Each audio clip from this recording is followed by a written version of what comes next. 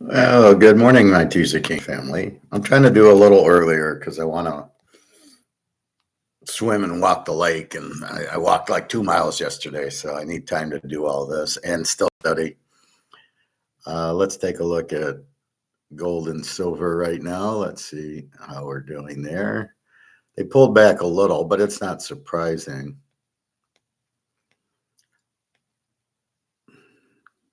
Even though the derivatives are just about done.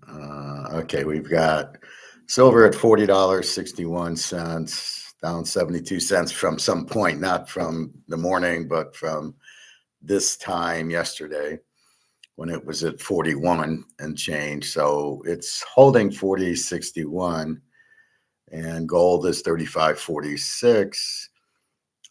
It's going down at 10 o'clock, which means it's going to spike at 10 o'clock.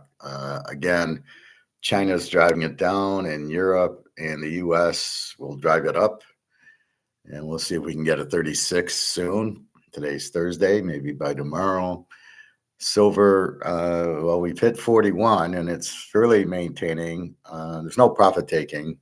It's just strictly options. So I guess they're shorting, trying to make money in the shorts, but unaware they have to cover, I guess. I don't know. These are incredibly stupid people. So comex is losing its grip. So 35.46 on gold. So we've broke through 34 fairly good. We broke through 35 fairly quickly. Hopefully we can get to 36 tomorrow. Yeah, no, we're not patient, but we're fine. 35.46. Silver over 40 is beautiful and on its way to 50, on its way to 100. So then that'll be good. So that's what's happening in gold and silver. And again, there's no profit take. Nobody's selling gold or silver to get into it. All right, let's look at the NFL since we have an NFL game tonight. So NFL, we know better. We know the players, except for like Cam Ward, which we know he's not good. It's like CJ Stroud. They want to make him good. They want to say he's good, but he's not. He just rolls out to the right and throws over the middle and hopes he doesn't get intercepted. He wasn't good at Ohio State. He was good against Georgia when he ran the ball, but he can't do that. And they're going to rely on defense. So I did see that Micah Parsons does have a back issue. So the guy was right, even though it didn't show anywhere. It took a day or two to show. I guess this is a Tuesday thing. So he does need an epidural for his back. He will take it. He will play. How long will he play and how well will he play with a bad back? These are questions.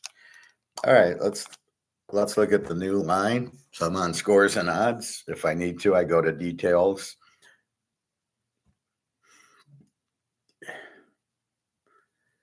And then I can see the spread for all the casinos. It's 8.5. So if you're going to play Philly, there is a 7.5. So if you're going to play Philly, you go to this one and play 7.5 and lay 1.5. If you want to play Dallas, you go to this one, which is 8.5, and then you get 14.5. So that's how you strategically play it. And then also total. The total is the same thing, 47.5. And that's pretty much 47.5. So let's go through the exercise. So basically, Philly, there's some 8s and 8.5s. We'll call it 8, as you can still get it. 47.5 is the total. Dak against Hurts. Play against Dallas, 14-3, but that was last year. You have a new coach now, so that goes out the window. Play Philly as a home favorite, 15-3, and that works. Coach is there, quarterbacks are Barkley's there. So that trend you can use. And this is why I'm not against technical analysis, but does it work if the variables change Dallas gets a new coach, a new quarterback, whatever, you can't use it. So we will see. But that's the problem with it. Now, if it remains the same, yes, you can use technical analysis. So it says Philly's 15-3 is a home favorite. Well, that's what you're looking for. They're a good home favorite. We got them as a home favorite here. Roughly laying 7.5, 8. I gave them to you at 7 last week because I told you it would go. It might go to 9 at some places. We will see. KC 346.5 tomorrow against San Diego. Mahomes against Herbert. San Diego 15-3 last year, so that works. Herbert and Harbaugh are there, although they did lose Boza, and I'm not sure if Khalil Mack's still there. Again, we're going to play defense and run the ball. And we got Herbert, but we were too stupid to draft Brock Bowers, so we took some guard.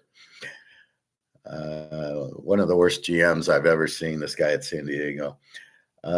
Games in Brazil. KC at the 19 defense, San Diego with an 18 defense. Dallas had a 28 defense, Philly at 18, and that was with Micah Parsons. So their defense is in the 30s now for Dallas. I'm expecting Philly to, 31-10 or something like that, as they're the free pick. And so I will get into a score there. 31-10, Barkley overrun, get a couple hundred yards, 3 or 4 touchdowns.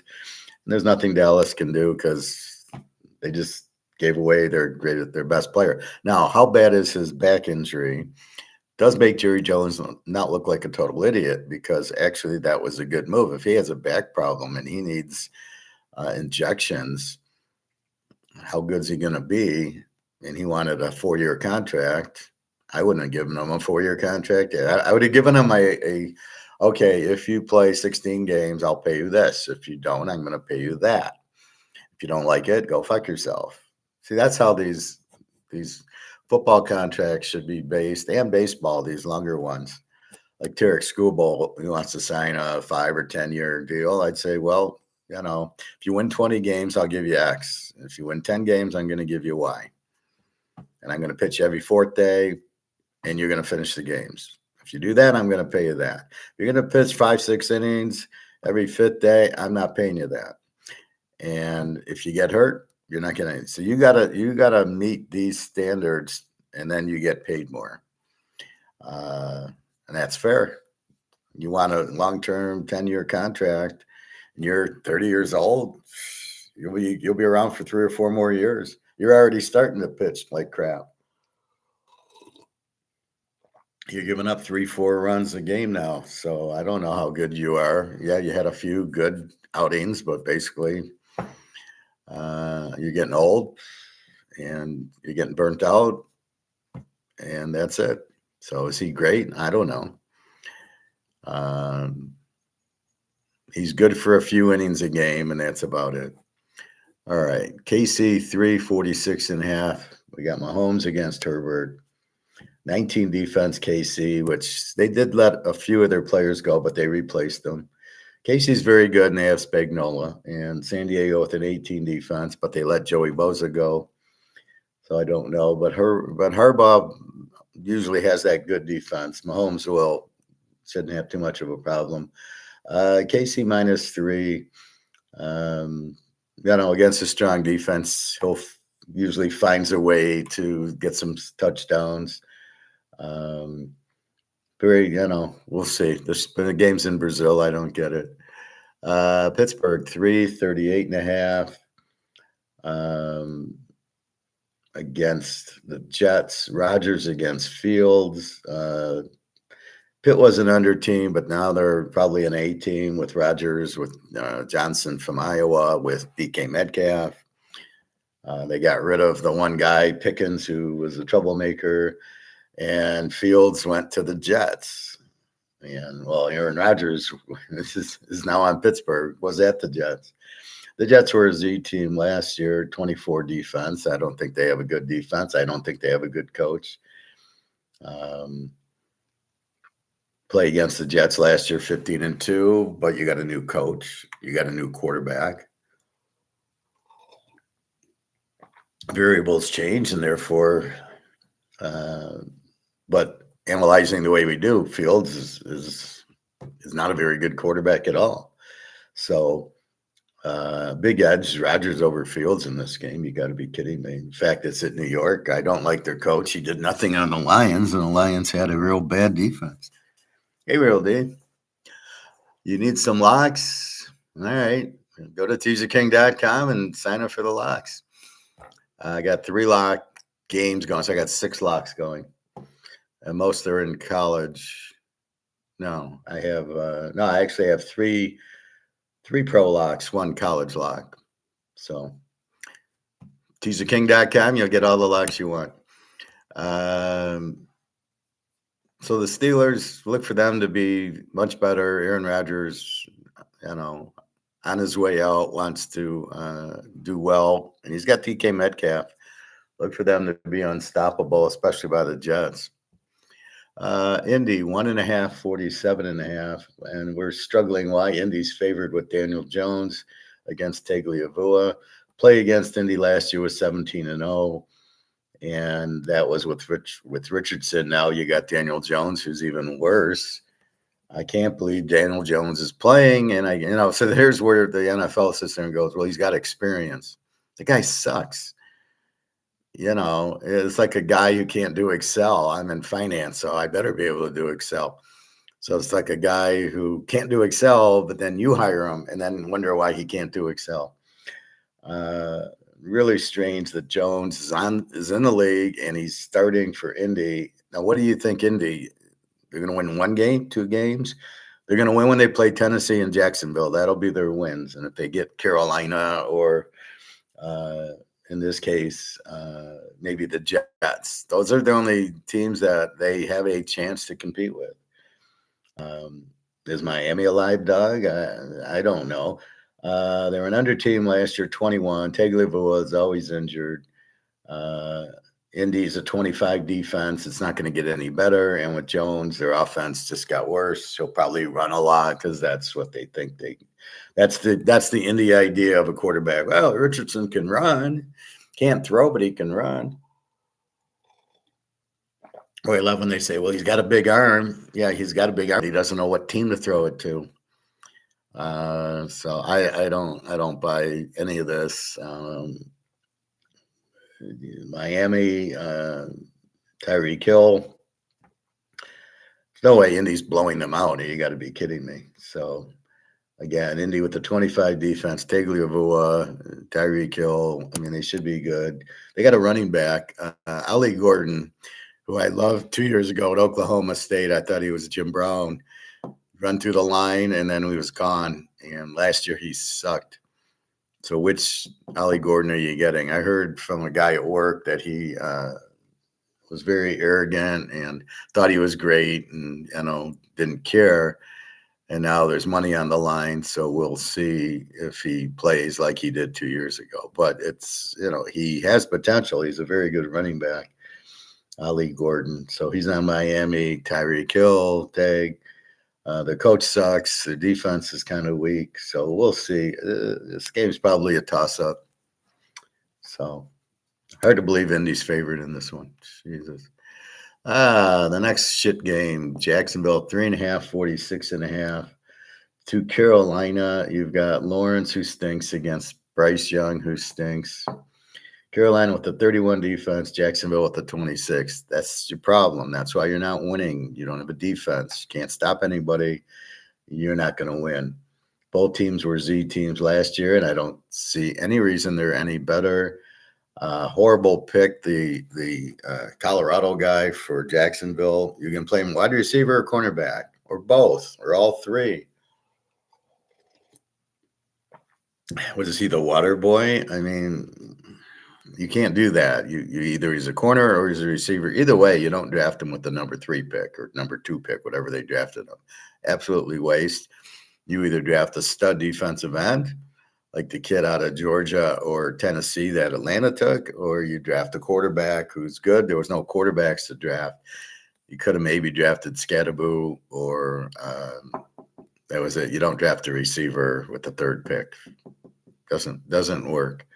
So this game is just bullshit. I mean, terrible quarterbacking, terrible coaching. What are you doing here? See, this is like minor league. Carolina and Jacksonville is like a minor league game. Washington 645.5 to the Giants. The Giants were a Z team last year, but now they got Russell Wilson. They got Scatterboo. They'll score more, definitely. Their defense was a 24. Washington's, we know how good they are with the 23 defense. Daniels against Wilson. Washington was 17-3 last year in a teaser. We can use that.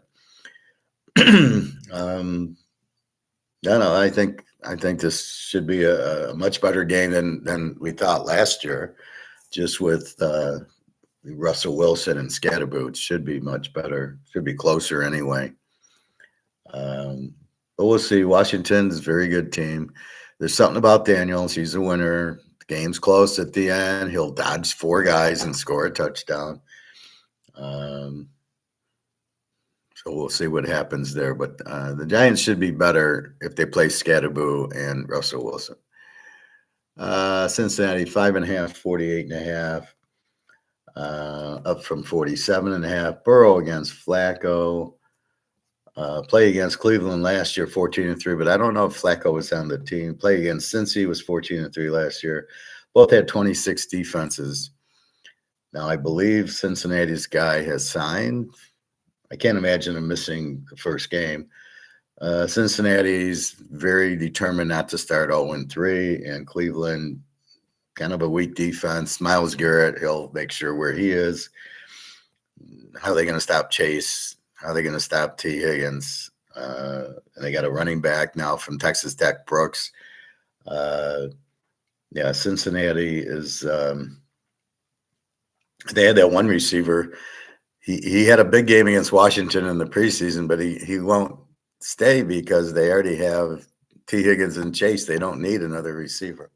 Maybe he's the third stringer, but it's too bad. He had a lot of talent. So look for Cincinnati. They want to start off. I just can't imagine they lose to Cleveland with Joe Flacco. Again, Burrow did play in the preseason. In the second game, he played a quarter, just over a quarter.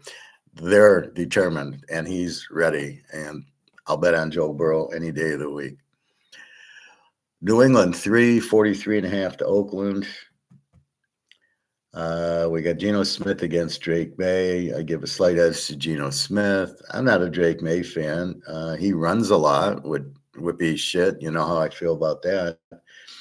Oakland with the 26 defense, New England with the 25. Oakland added Gentry. They got Brock Bowers. They added Geno Smith. They added, most importantly, Chip Kelly, their offensive coordinator, and Coach Pete.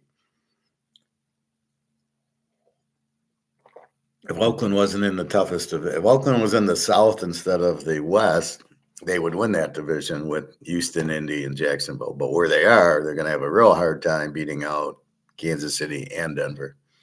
That's their only problem. But they should, so this is a very important game for Oakland, knowing what division they're in. Again, a 26 defense versus New England with the 25. Now, they've added Vrabel, so you got a new coach. I'm just not sold on Drake May, and I'm not really sold on Geno Smith, but I am sold on Gentry.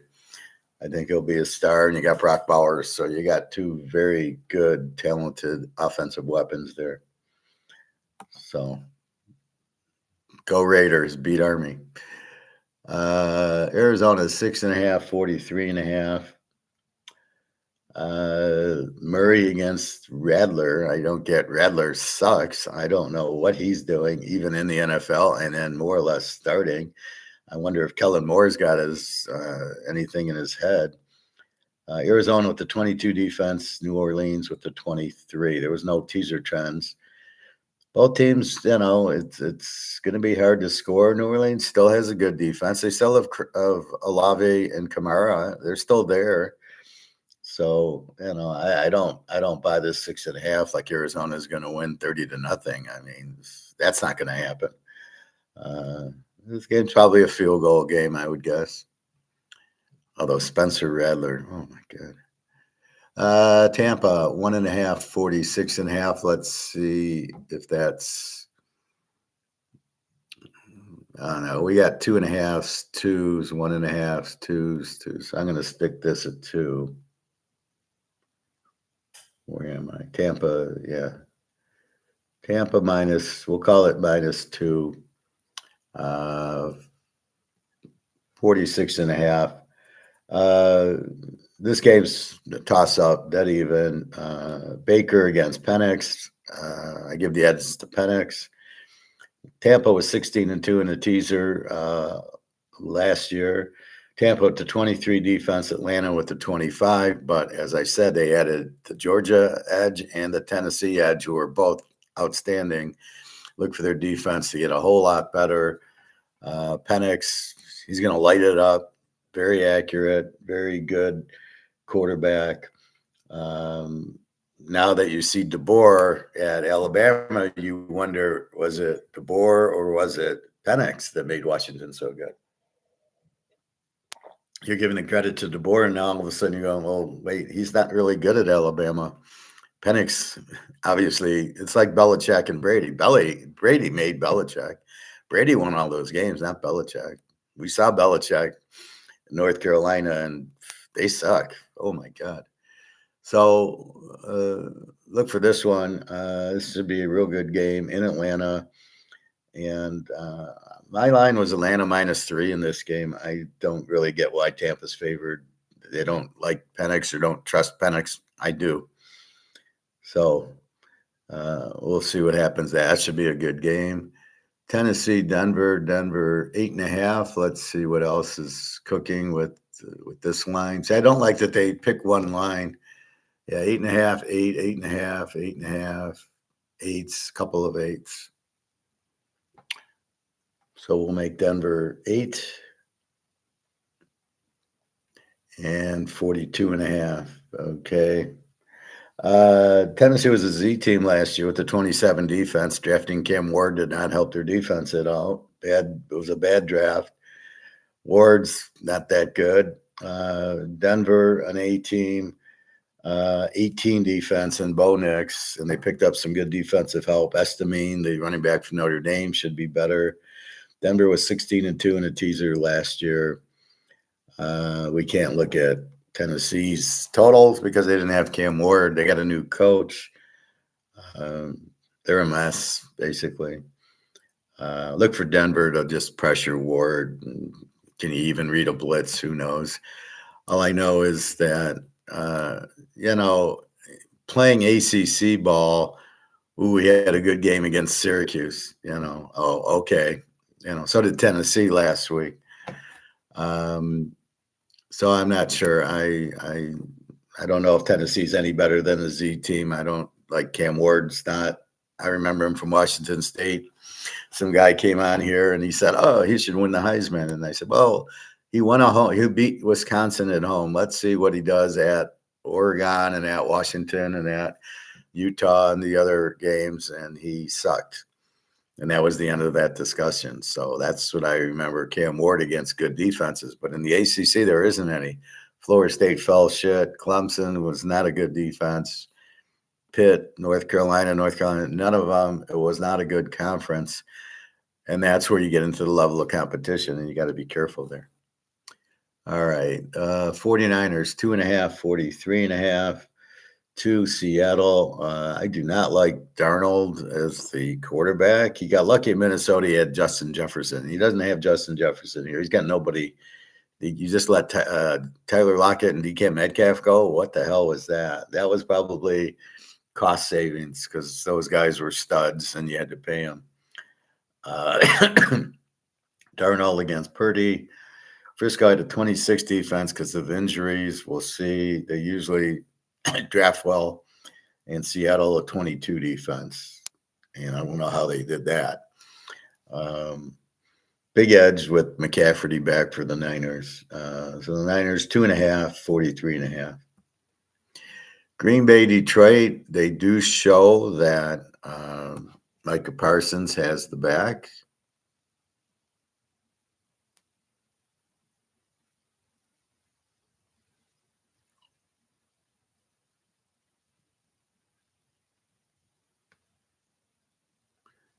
Let's see.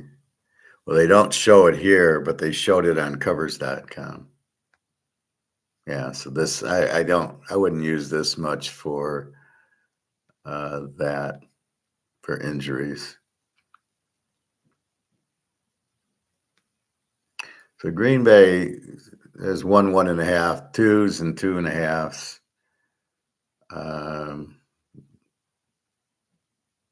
Total 47, 47.5. Detroit I have as an over team, no defense. 23 defense, which was really about a 27 defense because 23 is the whole year. But if I look at the last 8 games, they were non-existent. Just look at the Washington game. Golf, average quarterback, nothing special. If they can't run the ball, he can't do play action. He's nothing. So he's good where you can run and then play action. And all he does is misdirect. It's all misdirection. He pretends he's going to hand off to the left, and then he rolls back to the right, and the tight end's wide open. The other team hasn't figured this out yet. This shows you how stupid the defensive coordinators are. I would just keep a guy on the tight end and say, don't chase the running back because you're not going to catch him anyway. And just come back and be either waiting and pick off Goff or put the pressure on him. Doesn't like pressure, can't handle sitting in the pocket, get him off his spot. He's worthless. Green Bay, an over team with the 20 defense. Love against Goff, as I said, total of 47. I don't know what I'm doing. Well, if Micah Parsons needs a shot, epidural, he'll get it. But how good is he going to be with a bad back? Does it last the whole game, the shot, or is it going to be like North Dallas 40 and the guy's going to get his hamstring hurt in the fourth quarter? I don't know. And how much is he going to make a difference? He doesn't know the system. You're going to put him at defensive end. He hasn't practiced. He has no win. Can he go 4 quarters? None of these guys can go 4 quarters because the idiot coaches haven't played them 4 quarters. Why do you think before, when we were growing up, they would have 4 preseason games and the guys in the preseason games would play like a first quarter, then a half, and then 3 quarters on the last one. And then they were ready for the season. None of these guys on Detroit are ready for the season. They're not ready for a full game. So Detroit will fall apart in the fourth quarter. Green Bay, I don't know. I think they played a little bit more. Love hurt his thumb, but apparently he's okay. We'll see. Love, very injury prone, as we've seen. Got injured the first game against Philly last year. Hey, Alex. I think I'll pass on that offer. Thank you very much for the offer for YouTube. I just watched the little 20-minute thing on YouTube anyway, the highlights, but I don't have time to watch on YouTube. But thank you very much. It was a nice offer.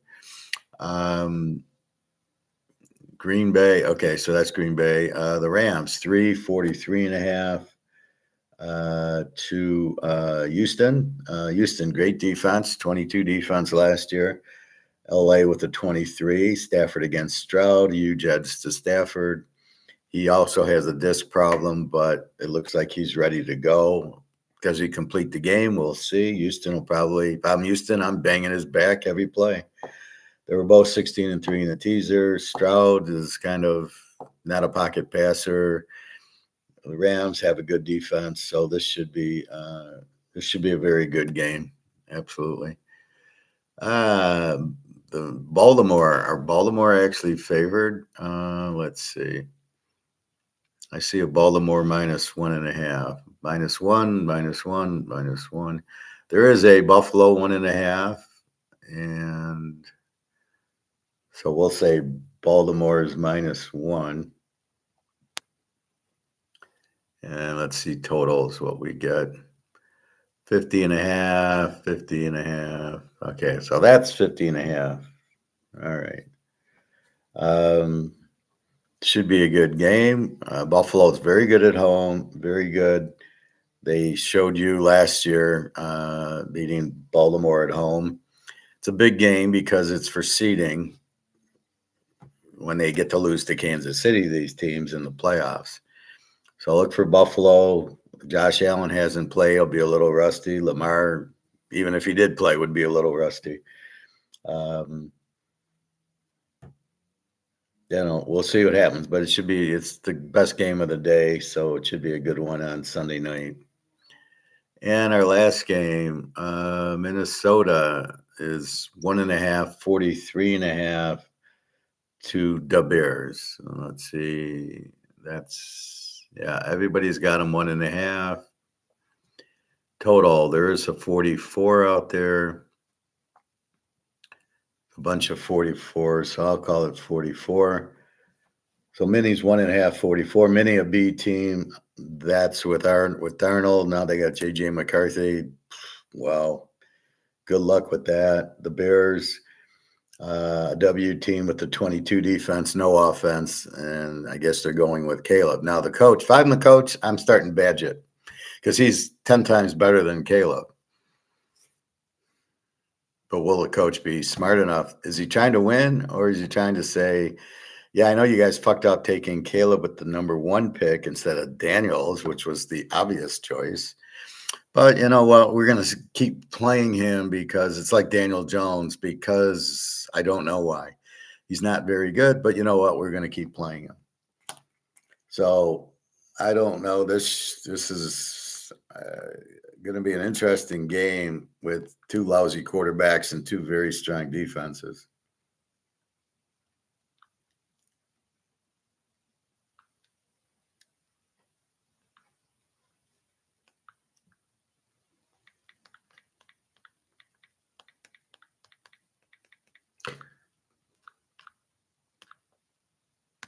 So that's what we got here. So it's week 1.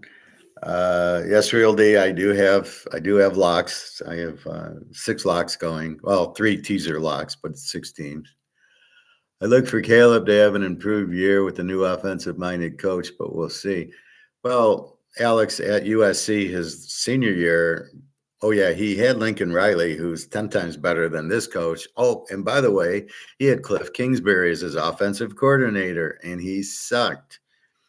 So if you can't win with Lincoln Riley and Cliff Kingsbury, you're going to win with Ben Johnson, who runs a lot of misdirection plays. Caleb doesn't have a running attack. They don't have a line. Yeah, they brought in guys, but an offensive line's a unit. You can't just bring in a guard and say, oh, now we're better.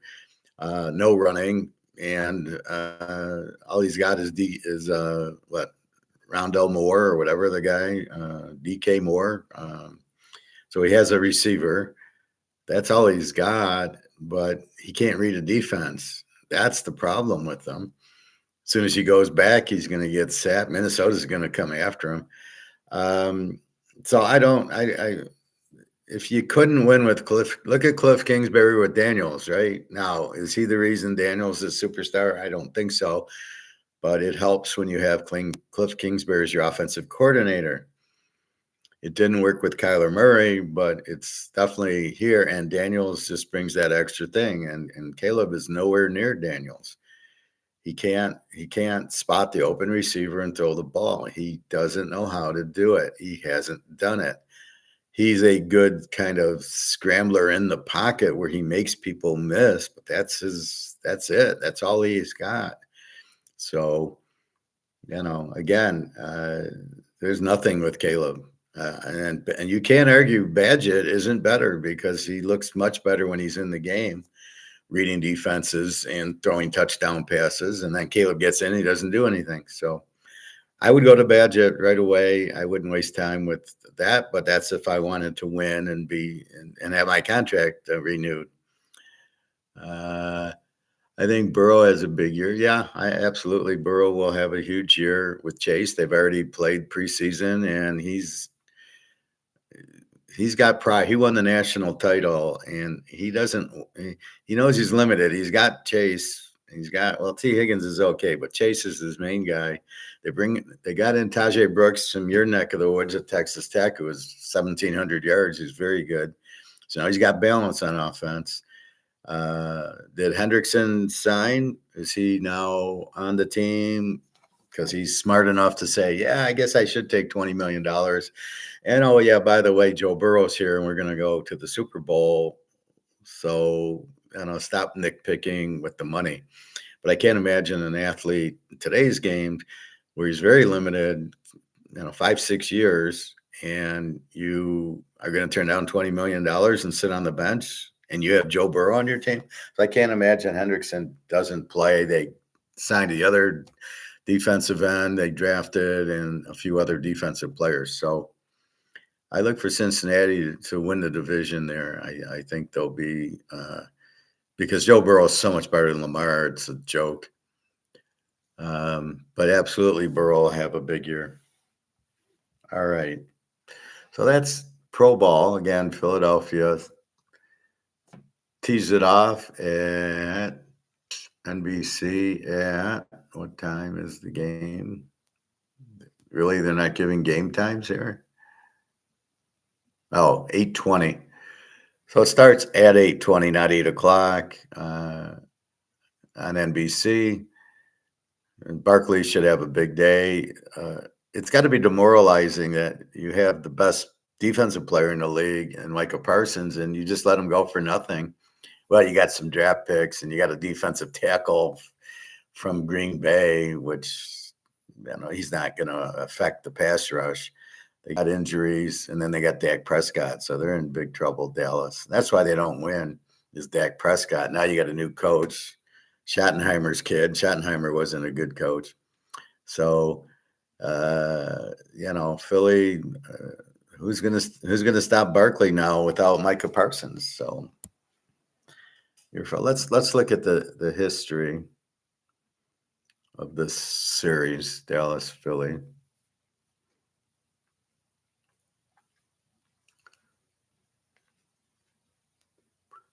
That's in here.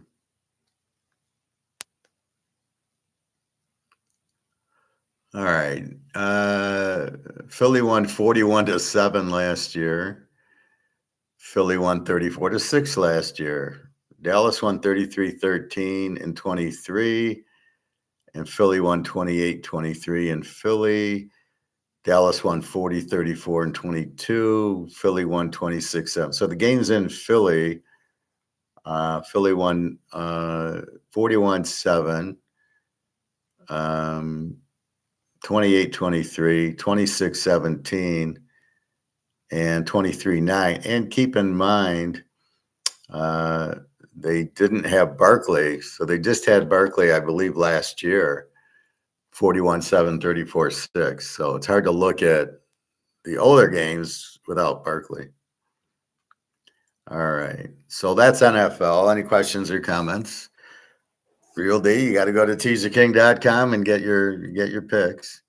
The free pick in college is Kansas getting 12.5 from Missouri. I don't understand that line at all. Kansas is a better team than Missouri, and you're giving me 6.5 points. I don't see Daniels being injured. Daniels looks very good this year, the quarterback at Kansas. Very strong coach, Leopold. Very strong defense. They held Fresno to 7, and then Fresno played Georgia Southern, put up 50. Well, there you go. So I think they looked really good. Well, Dak's good for 2 interceptions, especially with this Philly defense. But he's terrible. Again, it's like playing Caleb instead of Badgett. Badgett's much better. It's like playing Daniel Jones. You got Riley Leonard and Bean on the bench at Indianapolis, who are both 10 times better than Daniel Jones. I can't believe they're not starting Riley Leonard, and I can't even believe that they're not, going with Bean. Bean was great at Kansas. I don't know what you're looking at. Watch the games they play in college. That will tell you if they're good or not. Lamar just couldn't run good, but he's not a quarter. They're not going to. Lamar should be a slot receiver. I'm sorry, I'll say it. He's not a quarterback. It's a good running back, good receiver, not a good quarterback. So play him at a different position. Use his skills that way, and you're fine. But you can't use him as a quarterback. You can't throw the ball. All right. So Louisville. This is tomorrow. Louisville, 13.5, 55.5.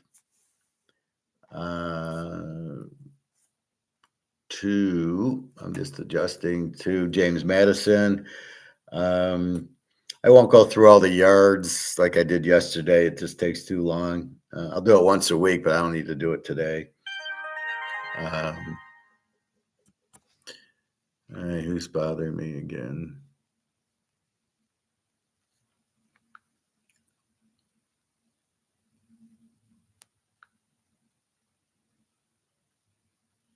Okay.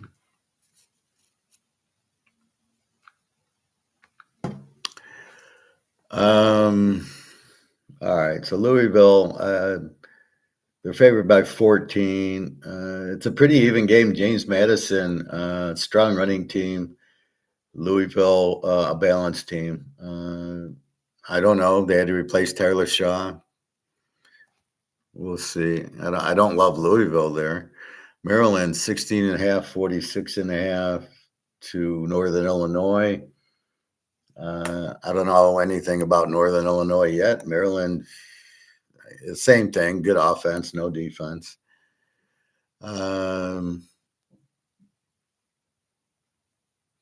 State, 41.5, 54.5 to Florida International.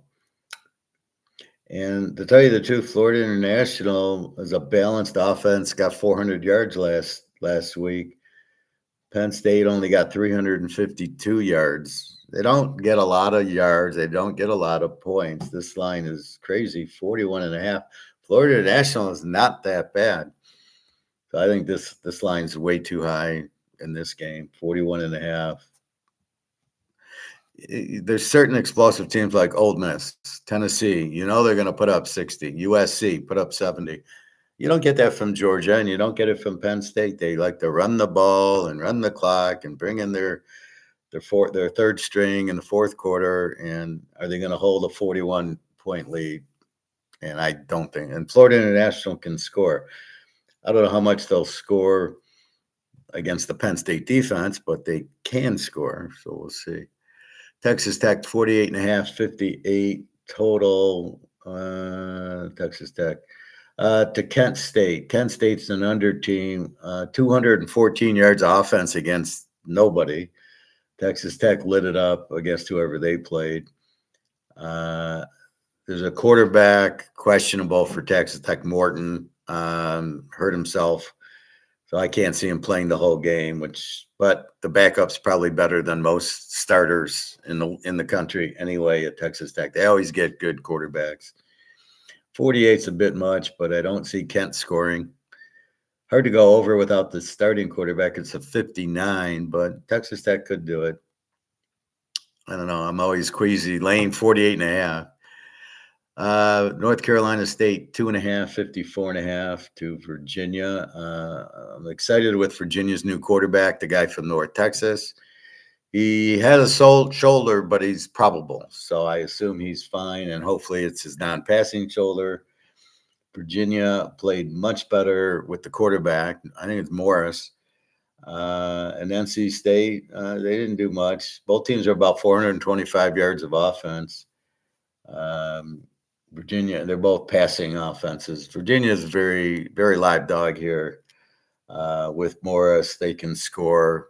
NC State's really not that. They didn't really score that much in the first week. Texas, what do we do with Texas? 36.5, 52.5 to San Jose State. San Jose State, 383 yards of offense. Texas, 336. Granted, they played Ohio State.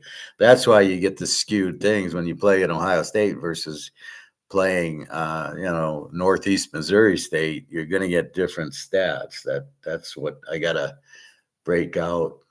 36. Can Texas score 36 with Arch Manning? I don't know if they can. I mean, not against San Jose State. They played Central like 16-14. It was a good defensive game. They got the Navy coach. He's seen teams like Texas before at Navy. I think this number is way too high at 36. I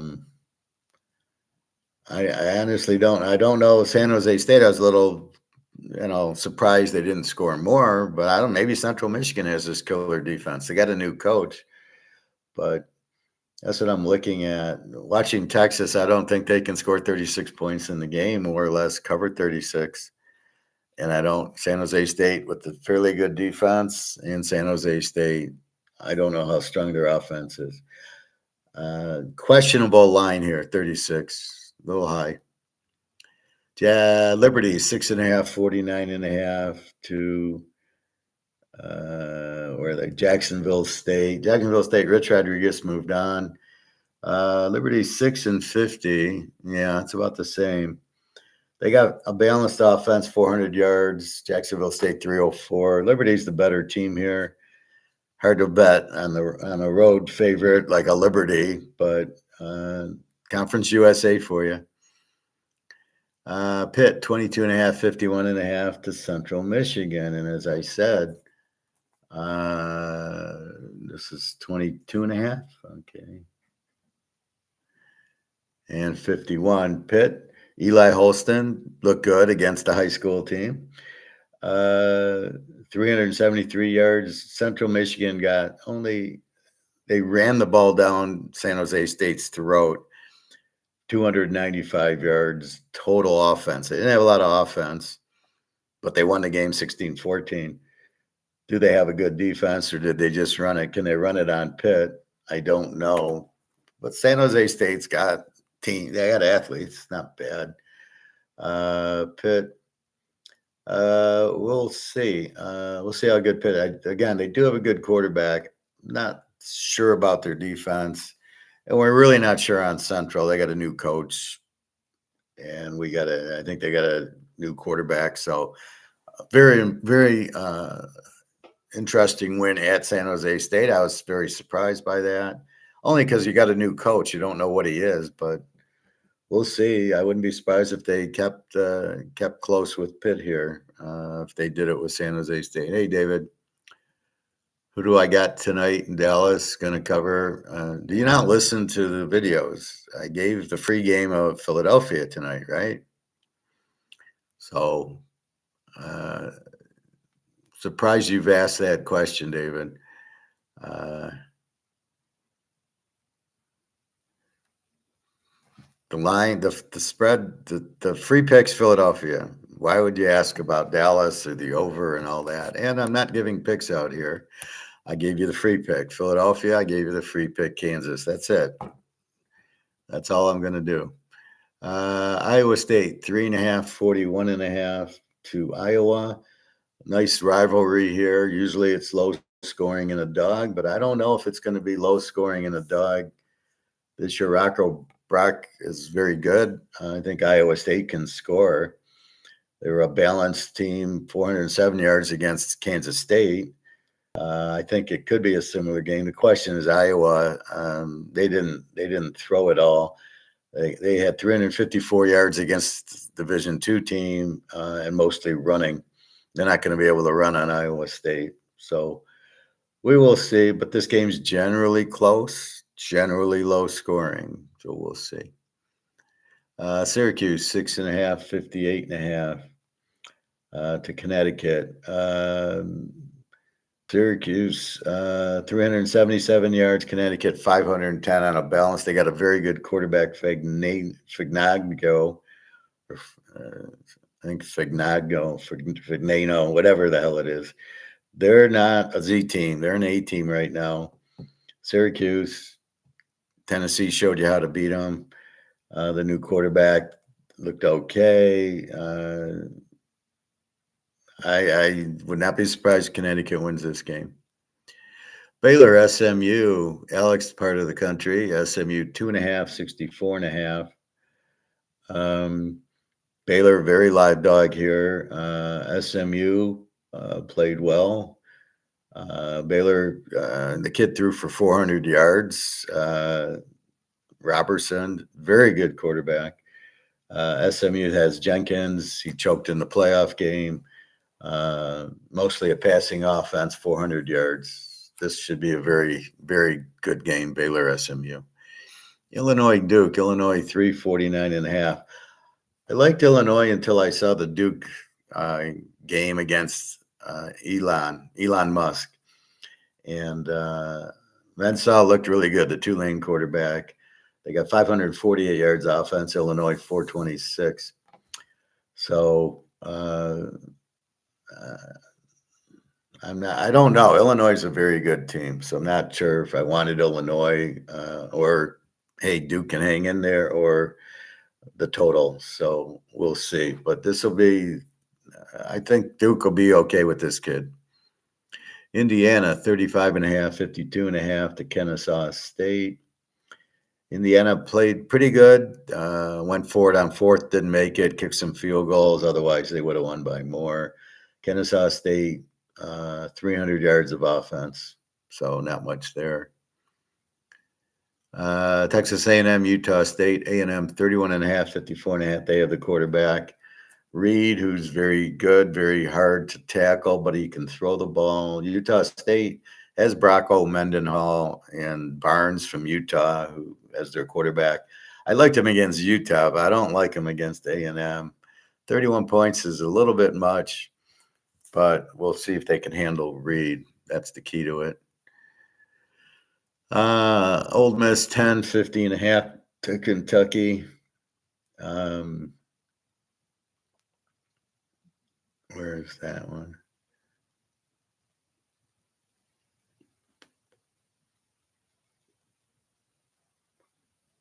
Oh, there it is.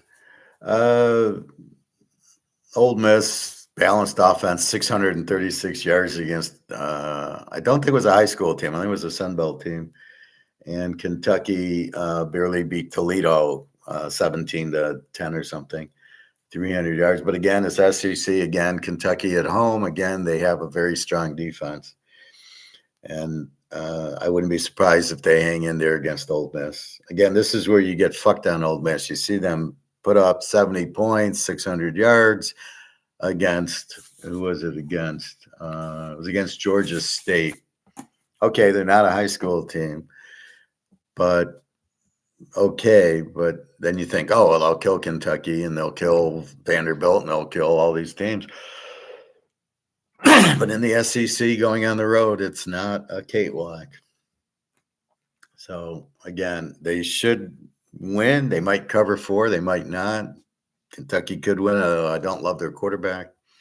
We will see. Missouri, Kansas, here's your free play. Missouri 6.5, 50.5. I don't see any problem with Daniels, the quarterback. Let's just take another check on this. Kentucky, no injuries. Oh, we know that's bullshit.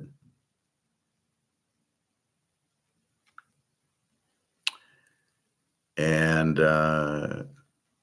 so Kansas, I think, is the better team. Missouri beat Presbyterian or whatever, put up 60 points. Let's see, Missouri, 500 yards of offense. Kansas, basically 500, balanced offense. Daniels looks great, the quarterback. We were struggling with him the last few years. That's why we liked when Bean came in. Bean was much better. He seems to be more figuring it out better. I think that's why a quarterback should stay at the same school for 3 or 4 years. He keeps jumping around. He doesn't learn anything. Every offense is different. All it does is confuse him. And I've seen very few quarterbacks switch. Dylan Gabriel was good at Oklahoma. Penix went to Washington. I think that helped him. So there's a few times it can, but he went to DeBoer, who was a good offensive mind. So that's what we got. So Kansas is your free play here, getting 12.5. Absolutely love it.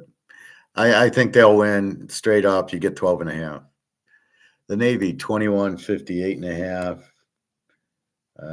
Where are you, Navy? Okay, that line really hasn't moved. Navy ran for 530 yards, basically.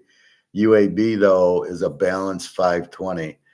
So this game should be closer than you think. I think UAB can move on them and can score on them.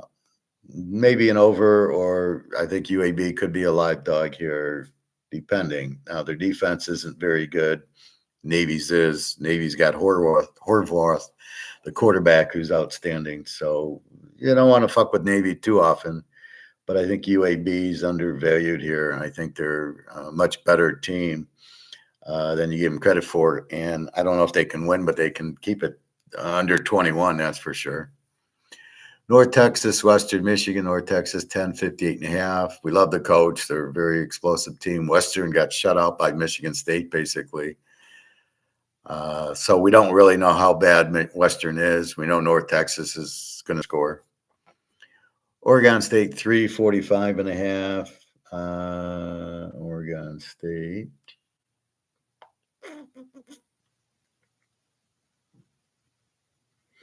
Okay, 3. Now, Fresno State got killed by Kansas, which is another reason I like Kansas. But then they blew out Georgia Southern. Oregon State, 300 yards of offense. Fresno State, 372, considering they couldn't get a first down on Kansas. So they had a big day against Georgia Southern. Oregon State lost to Cal. They got killed. They do have the quarterback, Malik Murphy, who didn't do much last week, as my point. He went from Texas, where he didn't play, went to Duke, and he played great. Why did he leave Duke? And now he's at Oregon State, again, trying to figure it out, which is crazy. Is Fresno State a live dog here? I don't know. Which team? They struggled against Kansas. We'll see. But if they win at Oregon State, then we can go with them. Then they've got it figured out. Clemson, 33-51 to Troy. Troy, pretty good offense, a lot of rushing, 426 yards. Clemson only got 261 against LSU, who I didn't realize had such a strong defense. Clemson off of a loss. Klubnik should have a good game because it's Troy, but he can't have a good game if it's called Georgia or LSU or Tennessee or any of these better teams. He doesn't show up. Much like Jared Goff, similar IQ. So keep that in mind. I think Clemson, if they're going to blow out, it'll be this game after the loss. We will see. But I don't know. Klubnik, I don't think Troy's got a big defense, so they can score a little on them, but I think Clemson, here they should cover. Miami and Rutgers. Rutgers 15.5, 45.5. Miami of Ohio, 117 yards against Wisconsin. Rutgers got 400 in a 34-31 game against Ohio. So that was a surprising score last week, 34-31. But Miami's got trouble. Now, Wisconsin, is their defense all that? Well, we'll see. They play this week. They play Middle Tennessee. So we'll see. Cincinnati, 21.5, 46.5 to Bowling Green. 46.5. Cincinnati, they played Nebraska pretty well, 270 yards. Bowling Green, 256. So we'll see. I don't know. Can Cincinnati beat anybody by 21? Well, we'll see. Oregon, 28.5, 56.5 to Oak State. Oak State's not going to be good this year. They've got a freshman quarterback, but you never know. They got a good coach. Oak State had 263 yards and Oregon 466. I don't know. Oregon tends to blow out at home, but Oklahoma State's not. They still have good players and a good Mike Gundy. We will see there. My favorite game, Texas State, UTSA. UTSA is 4, total of 65. Texas State, 600 yards on a balanced offense, and UTSA 324, but they played A&M, and they still scored 14, and they got 324 yards of offense on them. So look for both teams in the 500s as far as yards. Should be a very exciting game. Both good offensive teams. Colorado, Delaware. Colorado 23.5 and 50. Colorado. Coach Prime. Is Coach Prime in over his head now that his son's gone? Delaware beat Delaware State. pretty good of a passing team, 388 yards. Colorado only got 305 yards against Georgia Tech. Mostly they didn't have the ball because Georgia Tech ran it down their throats.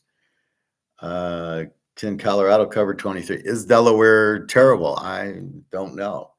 Again, they beat Delaware State. Colorado played close with Georgia Tech. So I don't know. I think we'll see a lot here. How good is Delaware? How good is Colorado? We don't know without Prime Jr. there. And let's see. Ohio State plays Grambling. Good God.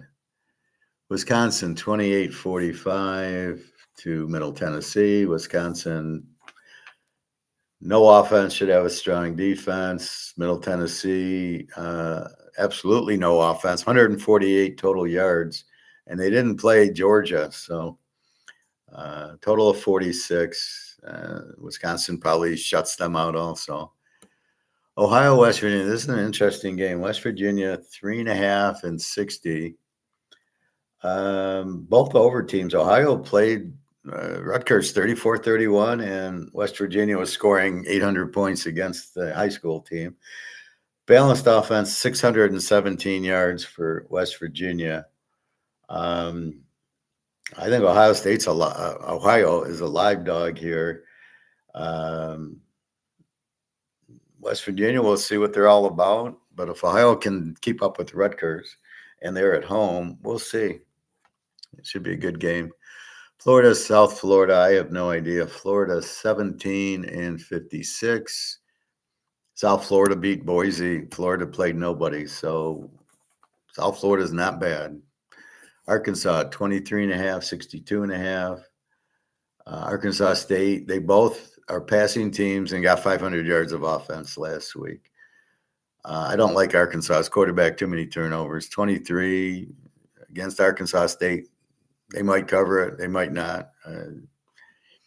Marshall, 10-55. I don't get how Marshall's favored. They got 47 new players, a new coach, a new quarterback. They got 178 yards on they played Georgia.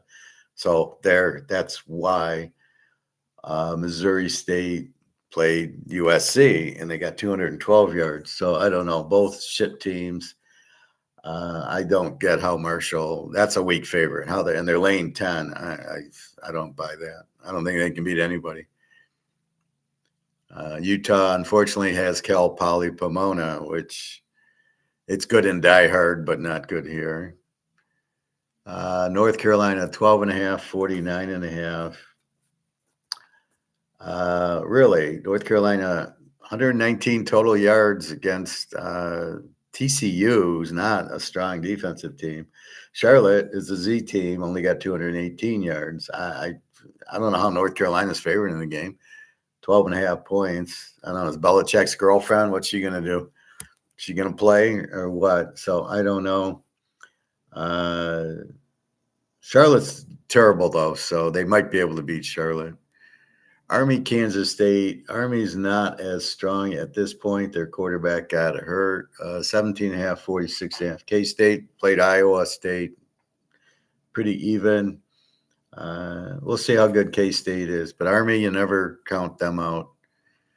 Memphis, 13.5, 56.5 to Georgia State. Georgia State's a Z team. Memphis, 430 yards like usual. Georgia State, 243, 13.5. We'll see. We don't know how good Memphis is yet. Again, they played a high school team. Tulane, South Alabama. This is going to be better than you think. Tulane, 10.5, 50.5. Tulane, an A team. South Alabama, B, 400 yards of offense. They got a good coach, offensive-minded. Tulane is always an A team, 419 yards. Quarterback looked fine. You don't want to really fuck with Tulane too often, so we'll see. But South Alabama can definitely keep it there. Toledo, 7-60 to Western Kentucky.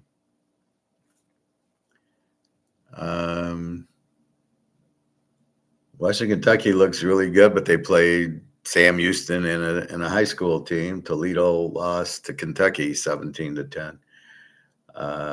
Western Kentucky's throwing the ball. Their quarterback's got 8 touchdowns and no picks. So even though they play the bad teams, he's got 8 touchdowns and no picks. There's a lot of teams I look at that play high school teams, and they don't have 8 touchdowns and 0 interceptions. So I think this should be a very competitive game. Houston Rice, this is the Alex game. Houston 14-39.5. Houston, great coach Willie Fritsch will have a great defense. Rice beat my Lou Lafayette's 14-12 last week, so we'll see how strong their defense is. The total on the game's 40. It's a little bit low, but I can see this not getting a lot of points. We'll see how good Houston is this year. Virginia Tech 1.5, 47.5 to my Daggio Pavias. Vandy 475 balanced offense. VTech 336 lost to South Carolina. Vanderbilt's also SEC. Well, you know my feelings on Daggio. All right. LSU 37.5, 51.5 to L Tech. Bobby's going to go play. I think he's going to play quarterback.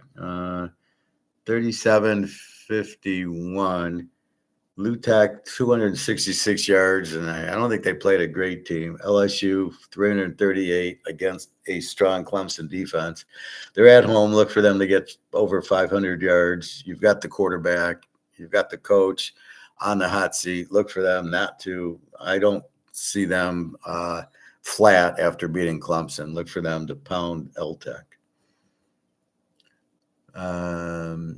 L-Tech doesn't really have the offense to go over, I don't think. 266. Excuse me. Michigan State 4.5,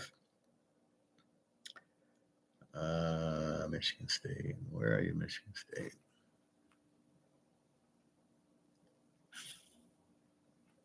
Okay, I got them as MSU.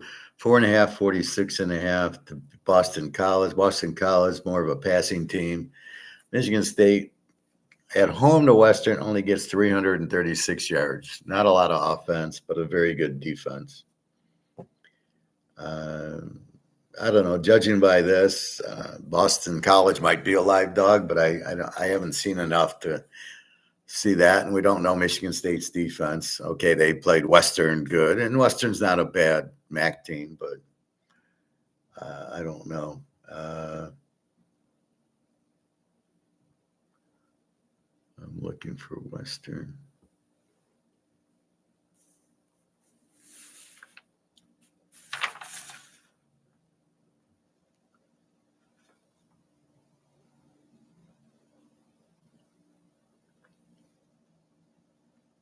Yeah, so it's 23-6.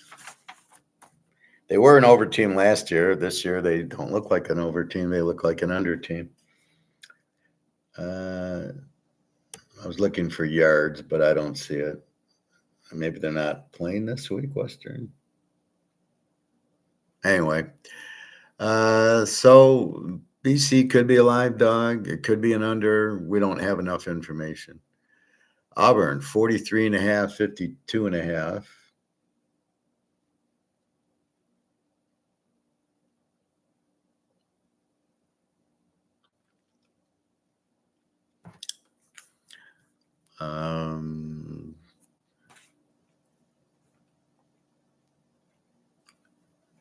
Okay, that dropped from 55. Ball State, a W team, 200 yards of offense. Auburn, we saw what they did to Baylor, which was pretty impressive. The quarterback runs all over the place, the guy from Oklahoma. And they ran for 400 yards, where Ball State 200. I don't know. I don't know if Auburn can cover 43. Ball State's pretty bad. I think Auburn's going to score a lot. Hugh Freeze and the quarterback from Oklahoma, his name escapes me right now. They could win big. I mean, they're going to score, and they're going to keep scoring, and Ball State probably can't do much. Nebraska, 33.5, 46 to Akron. Akron's a W team. As we saw, they didn't They didn't do much last week. Who did they play? Akron.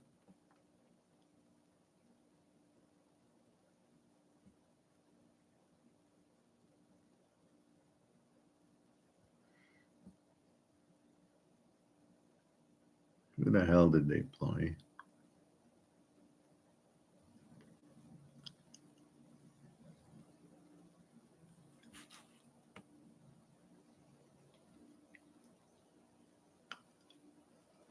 I don't know. I can't find them, but they played Wyoming. They lost 10-0 to Wyoming, and now you've got them against Nebraska. So they're not going to score in this game. Nebraska's laying 34. I don't know if Nebraska can score 34 points. Rayola's terrible. 350 yards against Cincinnati, and Akron got 228. So, the score should be close to what this is, 34. Nebraska should be in the 30s, and they should shut out Akron. If you can bet Akron getting shut out, I'd bet that one. That's the surest play there. 47. I don't know if you're going to get there. If you do, it's all Nebraska. So go with that. Arizona State, Old Mississippi State, 6.5. Arizona State favorites 6.5,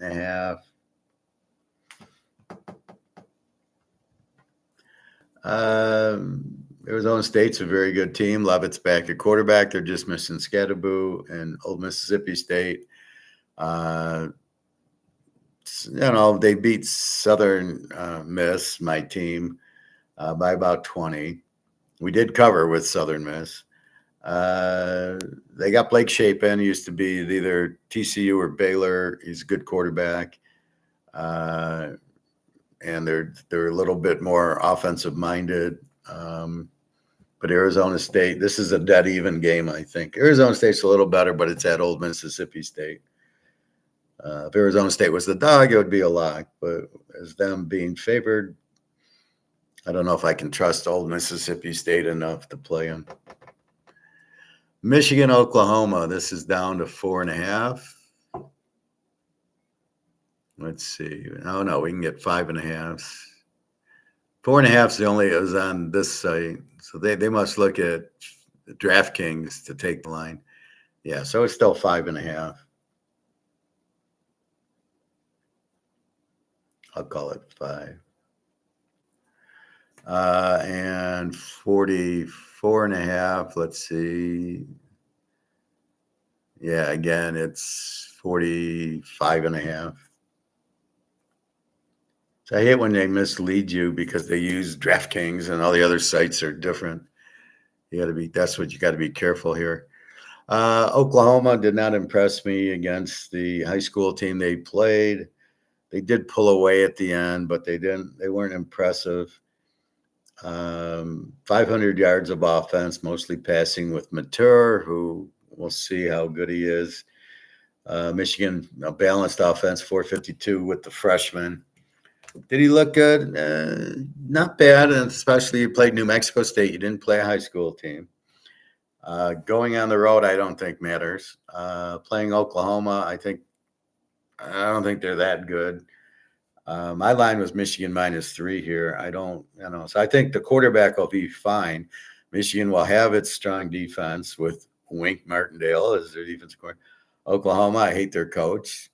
Mateer's in, but okay, it's going to be hard. I think this will be a typical Michigan type of game on the road, 3-point game, something like that. I would never take Oklahoma even in this game. Again, the freshman looked fine. Michigan has a quarterback. He made 9 or 10 good throws. He can run apparently, which he didn't do much of. And they have good running backs. The guy from Alabama ran all over the place, and their defense is always good. So I think this is a dead even game, and live dog, absolutely. USC, Georgia Southern. Now, Georgia Southern played Fresno State. Fresno State won 42-14. That was Fresno State. Here you get a real team. USC 28.5 and 60. Well,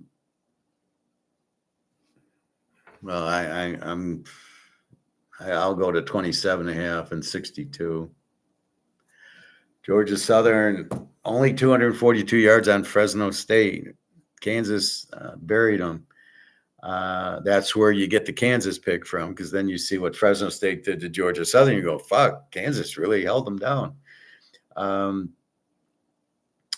SC, just explosive as shit. Okay, is Missouri State that bad? I don't think they're that bad, but to open against USC, yeah, but USC, I like Maivia, the quarterback, good receivers. We know Lincoln Riley is a good offensive mastermind, except for Caleb, of course. And look for them to light it up. And I think 27.5 is a low number. I have 30, but after kind of watching it, I think we'll see a similar score to what we saw last week, which will be somewhere in the 50s or 60s, and Georgia Southern sitting there at 10. They have the UCLA defensive coordinator from a few years ago, so look for USC's defense to be a little better, although Missouri State did put up 13 on them. But I think USC, I think they have a good chance to win the Big Ten. I think it's USC, Washington. I'm not sure about Oregon. We'll see how their quarterback is. Ohio State, no chance. Penn State, I doubt. They can't play a big game. Michigan, if the quarterback comes and their defense looks good, can be right up there. So it's really on Michigan as the quarterback. So we'll see how they play against Oklahoma. Because Oklahoma might have a defense. Their offense sucks. Their coach sucks. Alabama, what do we do with this team against Lou Monroe? 36.5 and 50.5. What do we do with this team? They got no quarterback. The quarterback sucks. I can't believe he doesn't have his own quarterback. Maybe he does. Maybe he's a freshman. Maybe we'll bring him in. From what I saw from that guy, he's terrible. The defense got eaten alive by Florida State's running quarterback. Does Lou Monroe have a running quarterback? They ran for 400 yards last week. Alabama passed for 341. Their quarterback sucks. I don't know if they have defense. I don't know if they have a running back. Alabama did not look good considering they need to. They're at home against Lou Monroe. I mean, they should kill them because they lost. I don't know if you can get 37 points out of Alabama.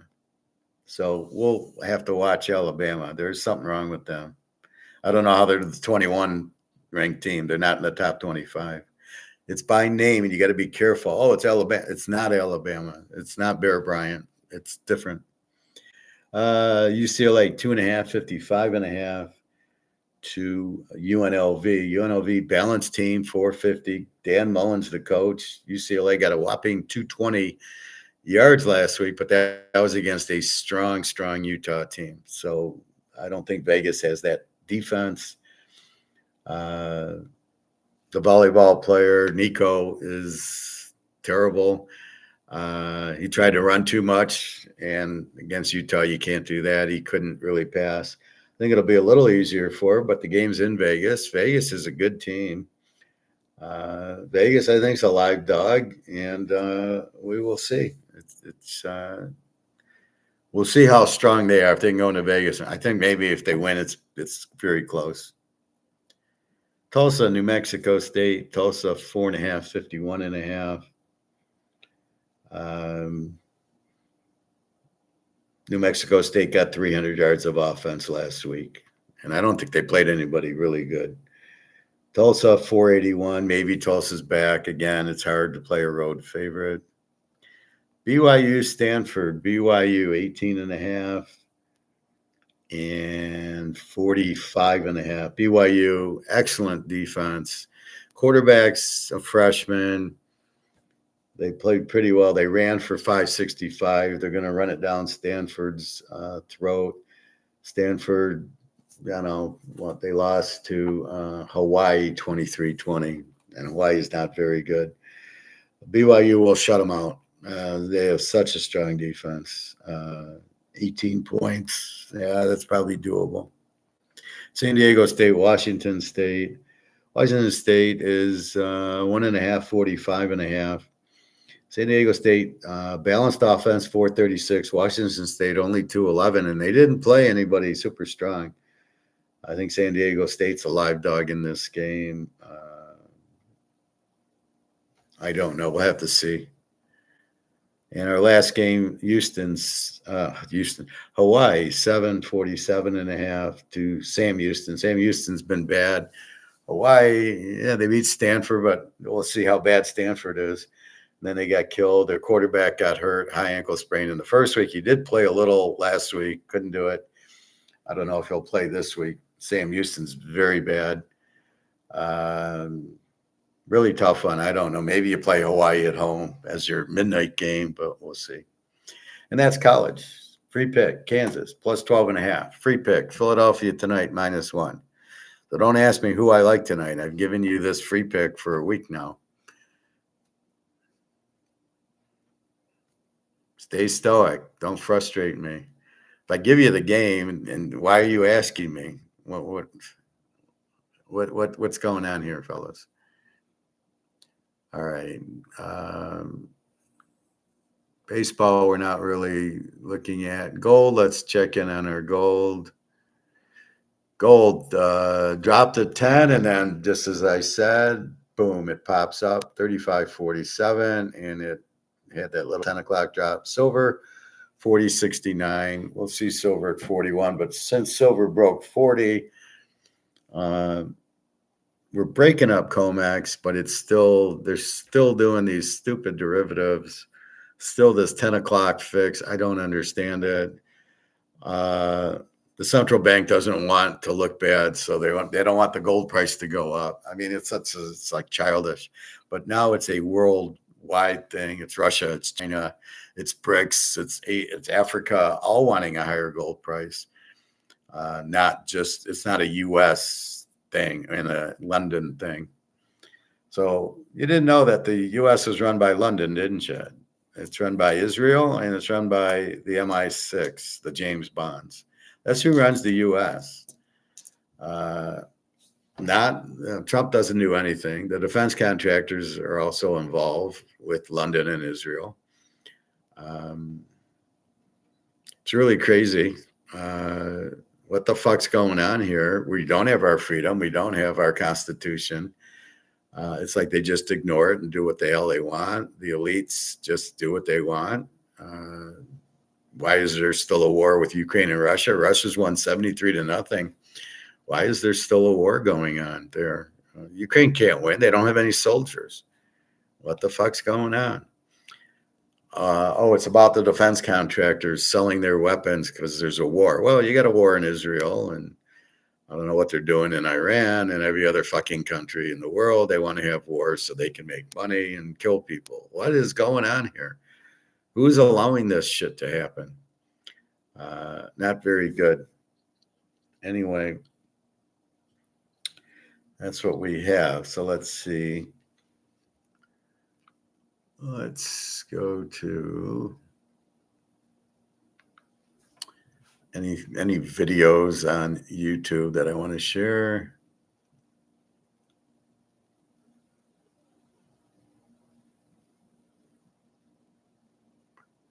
Property value crash incoming. Let's hear Alligator on this. The fact is that when you get increased risk in a currency, then interest rates, bond yields have to rise. And at some stage, this is going to create a real crisis for homeowners. And this is going to be a worldwide phenomenon, if you like, or certainly amongst the G7 nations, which have all got this debt and deficit problem. So on that basis, you're going to see a crash in property values, if you like, as that credit bubble deflates. The fact is that when you get increased risk, so he doesn't really understand it, because that's not how you explain it. Why do you raise interest rates? Because if you want to buy my bonds and you are afraid that it's not going to last, that they're not valued properly, that you're not going to get your value out, you raise interest rates to make it more appealing. Oh, I get 10%. Oh, okay. Yeah, I get 10% on the bond. I'll buy it. At 5%, they won't. But that doesn't really affect housing prices. That's the bonds. Now, if the money's collapsing, then that's why the banks raise interest rates, because they want to get back. They're going to get paid back in inflated dollars, so they want to get more inflated dollars to try to cover the loan they're giving out. So if they give out a $500,000 loan, they got to charge 10-15%, so they get the proper money back for loaning the money out. They got to make it worth their while. That's why you got higher interest rates that have nothing to do with the Fed's rates, because the Fed's rates do not. It's what a bank has to pay to borrow money from the Fed. So if the banks are short, they go to the Fed and say, give me money. And the Fed says, fine, and we'll charge you that. The whole thing's a Ponzi scheme. Not good. But he doesn't get it. The interest rates, that means you're getting inflated dollars, and I'm worried I'm not going to get paid back is the first thing. So if I were to do a U.S. Treasury bond and take out 10 grand and go, well, I'll get 4%, you gotta be out of your mind. There's no way you're getting paid back. They owe $37 trillion. Where are they going to get the money to pay you back? They can't pay the $37 trillion. That's why we're going to go broke soon, because when it goes, I was just reading Egon, so I lost my train of thought. I don't know what I was saying. The Fed, what was I just saying? Anyway,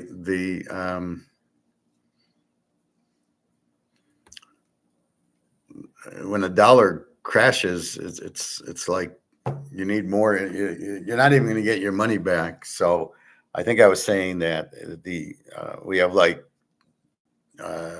17, 20 trillion or 9, 15 trillion dollars that are going to be due on our bonds. Where are we going to get the money for?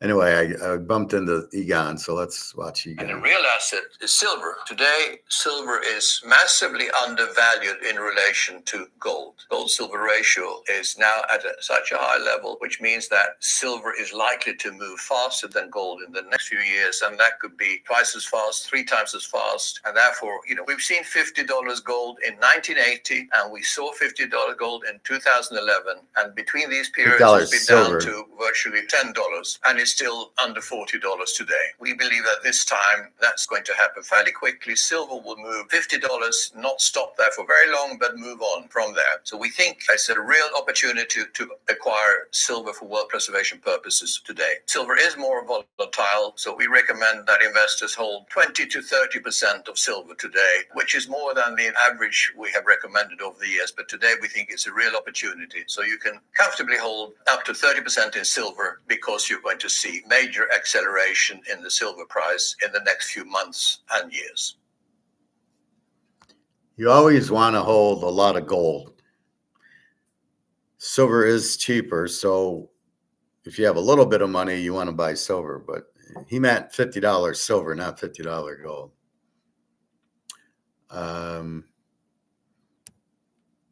It's just because the dollar's going out, and if I want to get off the Titanic and the dollar's collapsing, what's my lifeboat? And there's only gold and silver. Those are your 2 lifeboats. There's nothing else.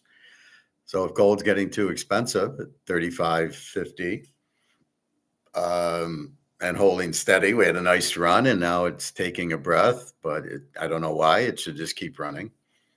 And silver ran up nicely, got over 40, got up over 41, and now it's sitting back at 40, but the longer it stays at 40, the quicker it goes to 45. See, if it doesn't drop back and it just kind of maintains, then we wait for the next jump.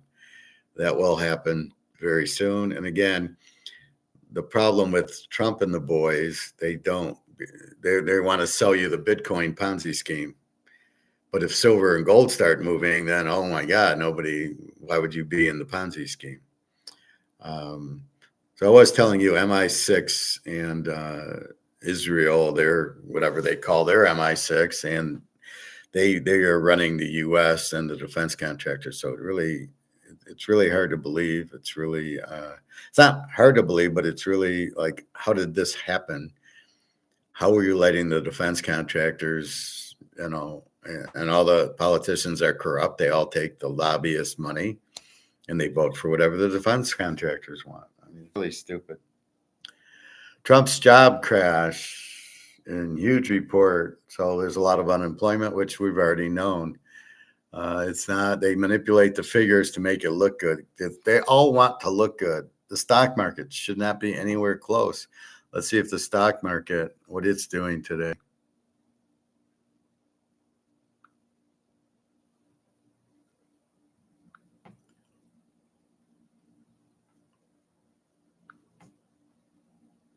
Yeah, it's up 192. Yeah, sure.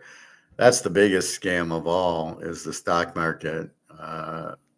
They're just pumping money into it. It's bullshit.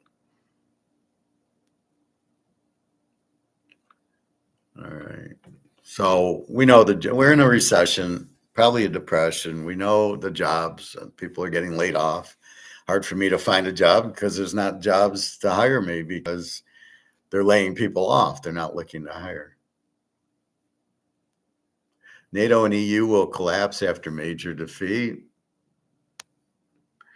I'm not sure why there is NATO. What does that have to do with the price of tea in China?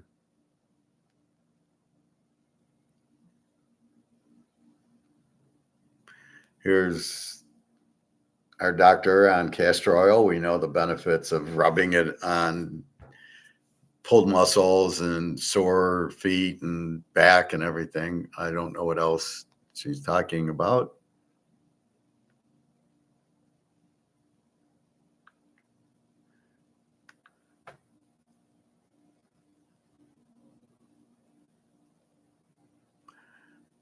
Ukraine is finished. Well, it's been finished for a while.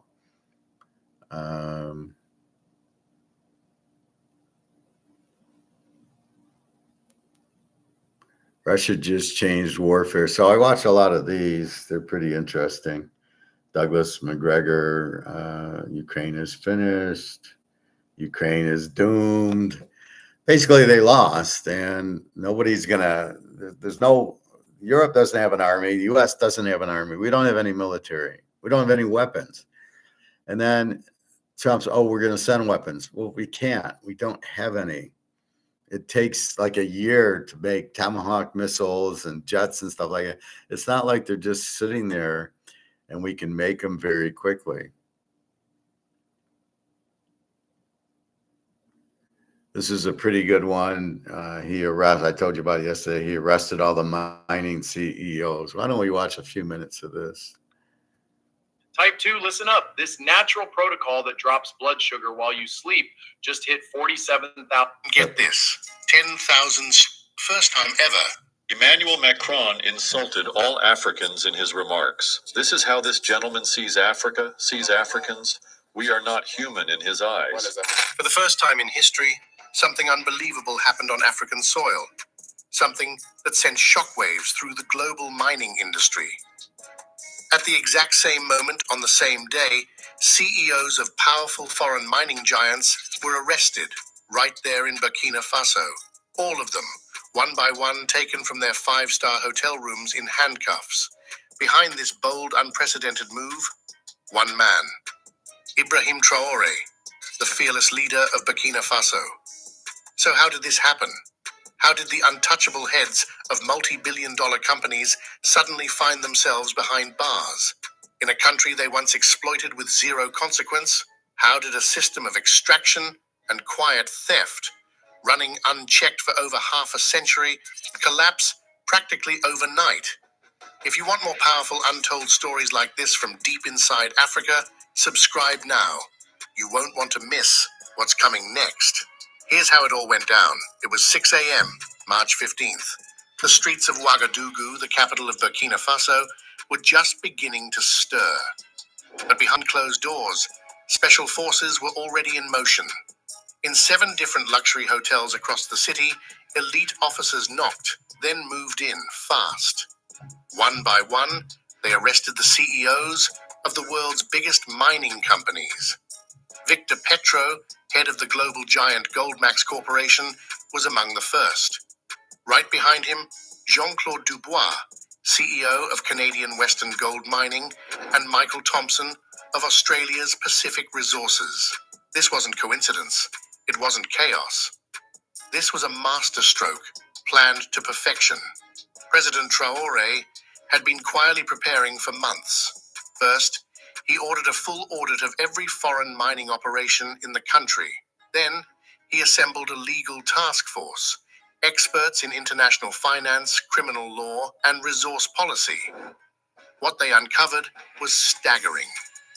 For over 50 years, these companies had extracted over $500 billion worth of gold from Burkina Faso's soil. Yet, only $10 billion ever made it to the national treasury. The rest vanished. For 6 months, not a word leaked. Traoré's team moved in the shadows, planting informants at mine sites, using drones to capture high-res aerial images, even pulling satellite data to verify production volumes. And the truth was worse than anyone imagined. Some companies were underreporting their output by 90%. That's right, 9 out of every 10 ounces of gold were being smuggled out, hidden from the books, and stolen from the people of Burkina Faso. What happened next changed everything.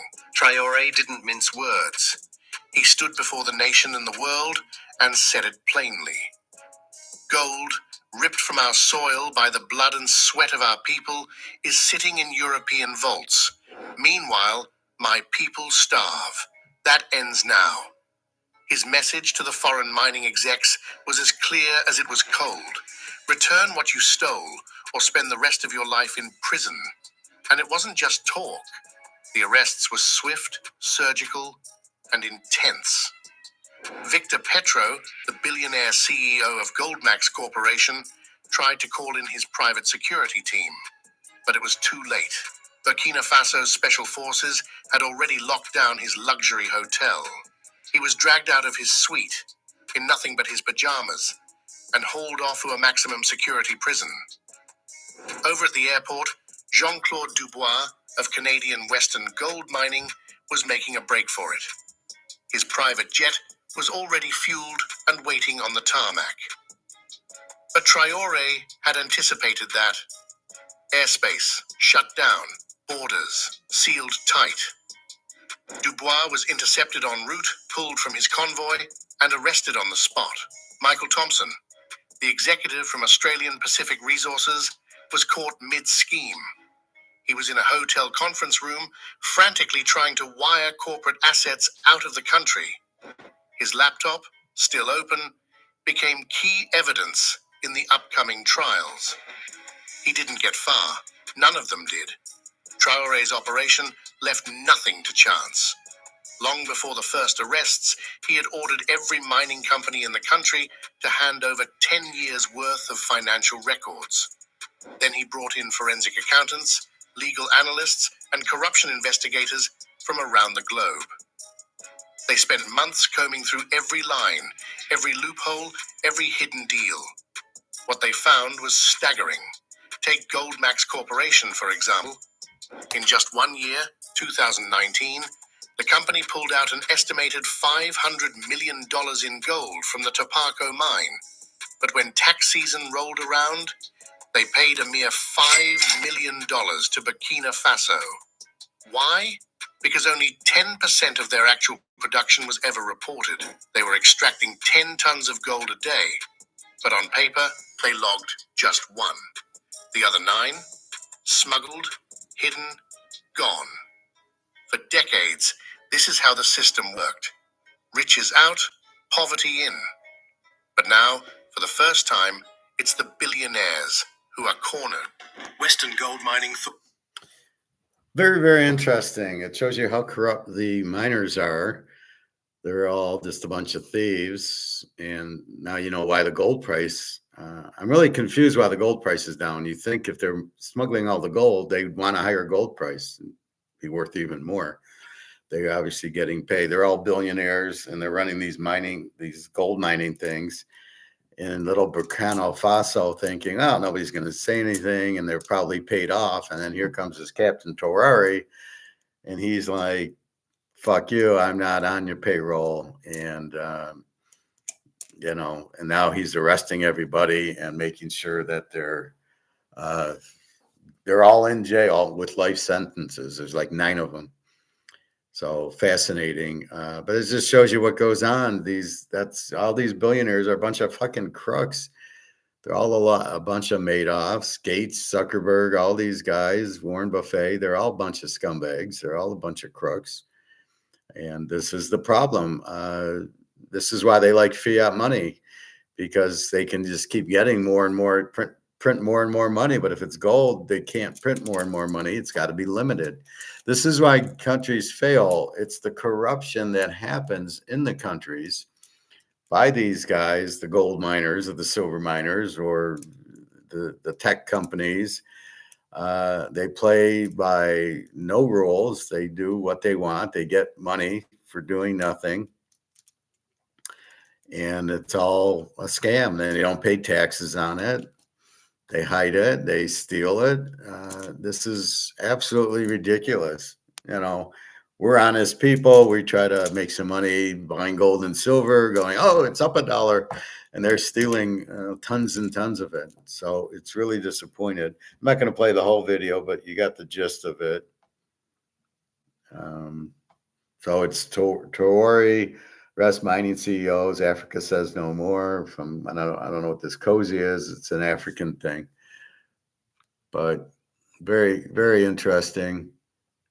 I showed you Egon already, where they are. He's saying deficits do matter. Like people think, well, we can print as much money as we want. Yeah, those are the billionaires who think they can just keep printing and taking the money, where most of us don't get it. But they don't realize the money's not worth anything. This is where they're all Keynesians and they don't get it. If you keep printing, yeah, they get more money. Oh, we got another million in today. They printed me $1 million. But it's not worth anything. And that's the irony of what these rich guys are doing. They keep printing thinking, oh, I've got $1 billion. They don't have anything because it's not worth anything. And that we'll get the last laugh, us gold and silver people, because the gold and silver will be worth something. This is a monopoly dollar that isn't worth anything. And when they wake up and find out their $1 billion is worthless, then they'll get theirs. So in the end, we win and they lose because we're smarter than they are. We understand gold and silver only can go up. And it's not in the control of the Fed anymore or Jamie Dimon. It's now in control of BRICS and Africa. This guy, he's going to want a higher gold price. He's got all this gold now. He's got oil. He's making deals with India for gold, selling them gold, selling them oil, selling them soybeans and all. I didn't know soybeans are such a big product. Everybody's selling soybeans to Brazil and China and everything, India. So that's Burkina Faso. Very interesting.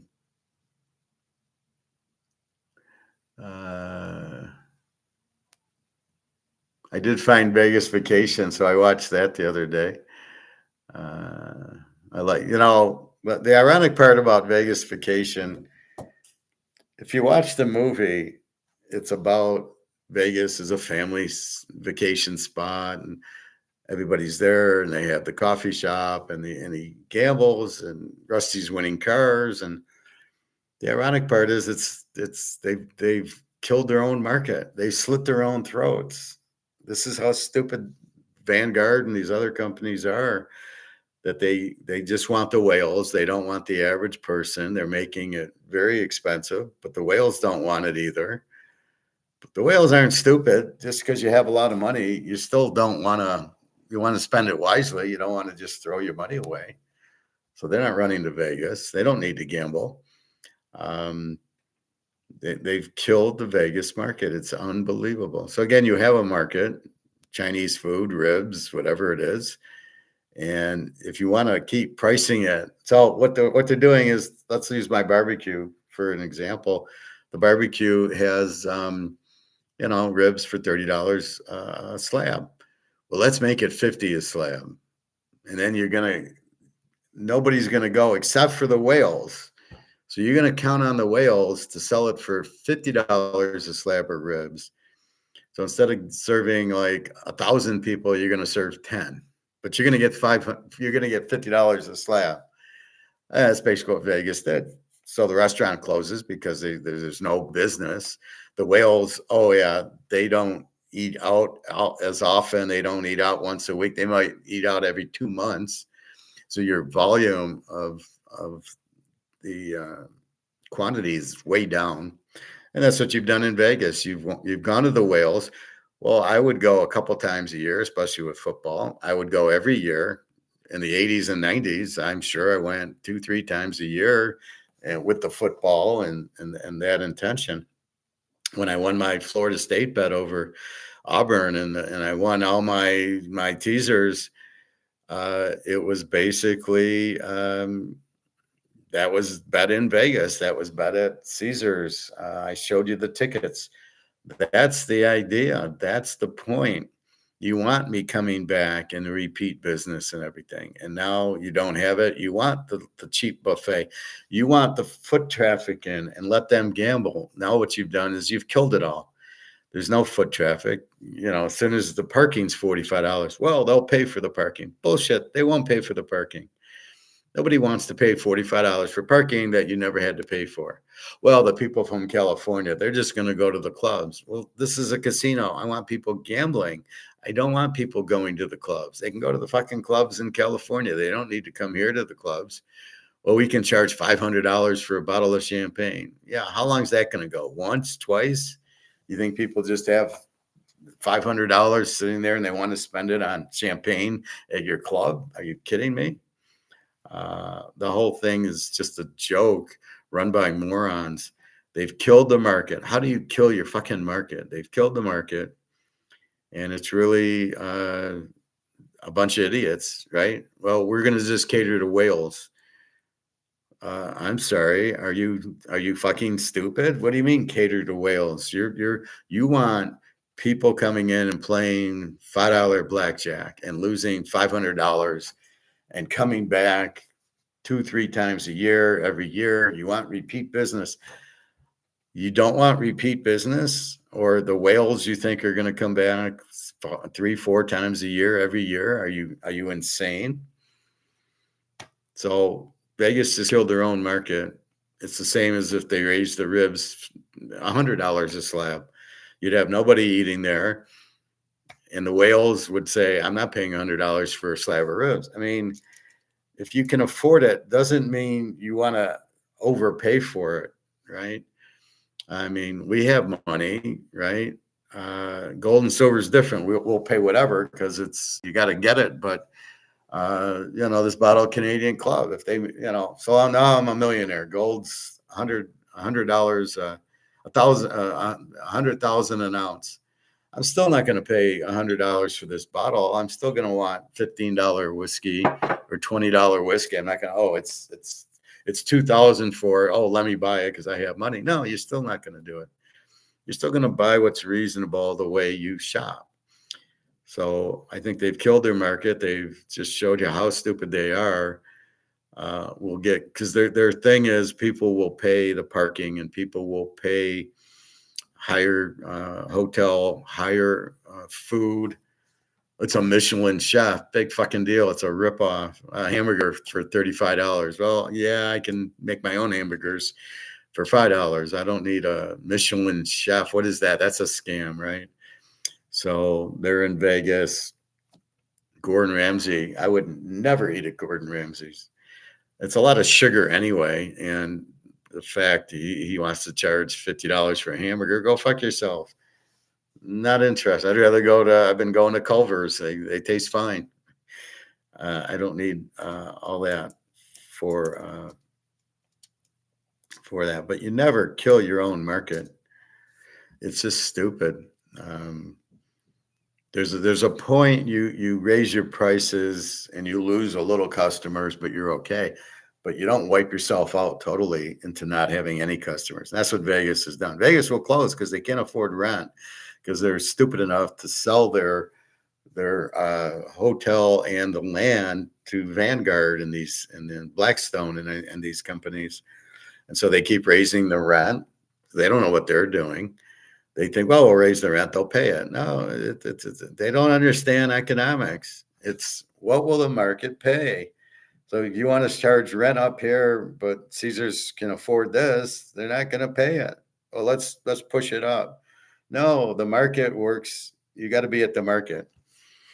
Like I said, I was at Toyota and they wanted to sell the Camry for $35,000. Their market's 25. You're up here. There's nobody home to buy it. The guy says, I can't sell a car. I said, of course not, because your market is 25. He lowered the price and then people would buy again.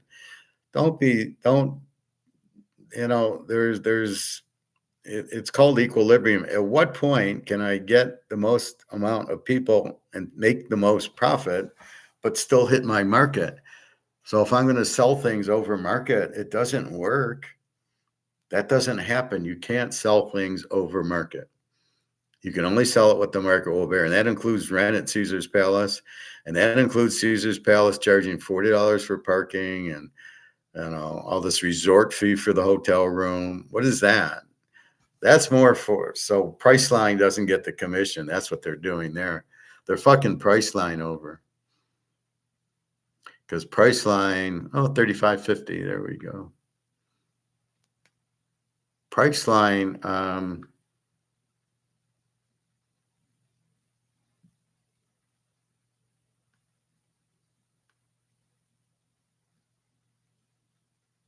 let's see.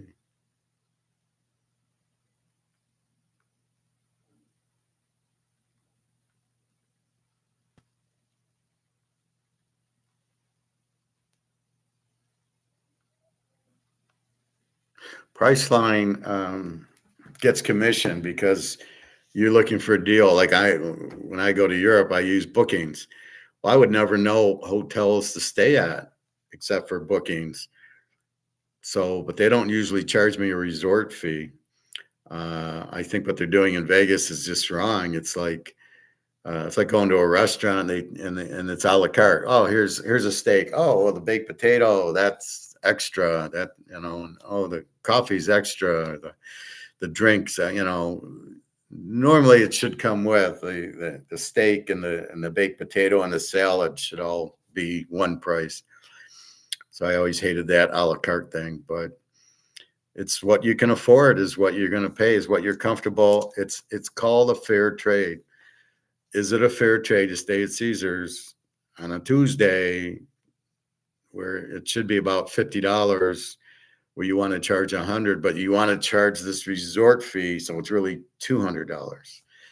No, I don't want these surprises and these secrets. No. What is my cost? $50. That's what I'm going to pay. That's a fair trade. Not $150. Not for a weekday. A weekday in Vegas should be cheap. There's nobody there. You don't get occupancy, so you want people to come. You want them to gamble, but they've totally fucked it up. So Vegas is going out. The Strip's in big trouble. They're bankrupt because, again, you've got to make it a fair trade to us, right? So if I go, $50 is fair, but $200 to stay on a Tuesday at Caesars isn't a fair trade, I won't do it. That's what these guys, it's over their heads. They don't understand economics. They don't understand what a fair trade is. So it's not a fair trade to pay $200 at Caesars on a Tuesday. Not going to happen. $50, $60, because I used to go Sunday to Thursday because it was cheaper, because I didn't care. I was betting the sports anyway and playing poker. So I go on the weekend when it's crowded. I'd rather go out during the week when it's not as crowded. That's just me. I don't really love crowds, but you've killed that. So why would I even go? It doesn't make sense. Spirit Airlines, the same thing. Spirit Airlines decides that we're going to charge, but we're going to charge you. Oh, you want a bag to bring your clothes in, not even a carry-on with the handle, just the a regular gym bag or, stuff like that. Oh, well, that's $50 each way also now. So your ticket is maybe it's 400 for a round trip, but now it's 500 because you want to bring clothes. No, that's part of the ticket. That's what I'm paying. The ticket includes you flying me to Vegas and my luggage and my carry-on. If I want to check the luggage. Okay, now it's involving your time, so you can charge me for that. But if I'm carrying it on, there's no reason for you to charge me for it. I'm carrying it on. I'm putting it in the overhead or on my feet. Why are you charging me? Just like, so what do you want me to do? Put on 5 things of clothes and wear them? I mean, that's about how stupid it is. And they wonder why they're going bankrupt again, because I'm not going to fly you. I looked to fly to Vegas and it was like, no way. It's just the principle of you charging me another $100 to go there and back with a gym bag of clothes so I could change my clothes. It's never going to happen. It's not a fair trade for me. You're taking advantage. It's not fair. I'm not going to do it. We're only going to do fair trades. So if I feel like this, I got this at Trevor at the Bear. It's a Nicholas course up north. This was $25. This was pushing it, but okay, I needed a new one. And I think I paid $10 or $15 for the Bellagio one, but that was 20 years ago. So I didn't mind getting that, but that was as high. If it would have been 35, I wouldn't have bought it. 25, I considered a fair trade because it is the Bear. It is a Nicholas course. It's up north, and I did need it. Now I won't. If I go back up, I'm not going to buy another one at 25. That's the difference.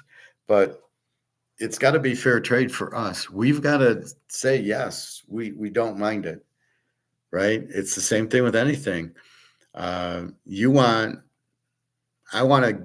sell my picks. I want it to be a fair trade, and I want it to be, I want it to be a fair trade, and I want repeat customers. I want you coming back every week buying my picks. So it's up to me to pick them well, which I do. So I'm going to make you money, which is what I try to do, but I want you coming back every week. So I try to make a fair offer to you. $100 for the week buys you all my teasers, pro, college, and locks. I think that's a very fair trade for what I'm offering for as good as I pick. But I could charge $1,000 and I wouldn't get repeat business, and I probably wouldn't get anybody to buy. I might get one buyer. I'd rather have 10 buyers at 100 every week than one guy at 1,000 once in a blue moon. That's not good business. Most businesses, you want repeat business. That's what you're looking for. Consistently getting money in, getting a paycheck. That's what you want. But it's got to be a fair trade. Just like me going to work. You want to pay me $60,000 to be a senior financial analyst? No fucking way. It's $100,000 to $120,000. That's what you got to pay me. That's a fair trade for me to give you my work. And if you, but if you're too cheap, I won't do it. And on the same token, to buy the Camry for $35,000 isn't a fair trade either. So that's what you get a lot. But you want it to be honest. This Burkina Faso, the gold and the oil, and then they're stealing it. Well, that's just thieves.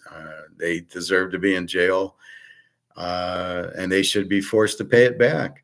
Just like the Madoff Ponzi scheme, they forced everybody to pay it back, and I think that's what they should do here: is force people, these gold CEOs, to pay back the money. Give me the gold, pay it back. They should ask for it. So anyway, that's the biggest problem people don't get is a fair trade. So you're buying something. I'm willing to pay X and get the item, but not Y. I'll go 50, but I'm not going to go 100. That's the fair trade. So I feel like it's worth giving you the money to get the object, whatever it is, the coffee mug, the mantle card, the Montana card. You see it going for $110,000. It's worth the $110,000 to get the Montana card. That's a fair trade for the rookie graded PSA 10. That's a fair trade for it. So that's what a lot of life is. If you're running a business, it's a fair trade. Will the customer pay me for it? Is it fair? It's got to be fair for the customer to buy it.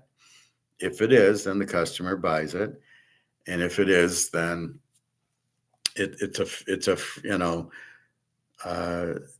he'll pay for it, and then he'll come back and buy more of pizza or chicken or barbecue or any type of food. Even going to the grocery store, you make steak $18-19 a pound. It's not a fair trade.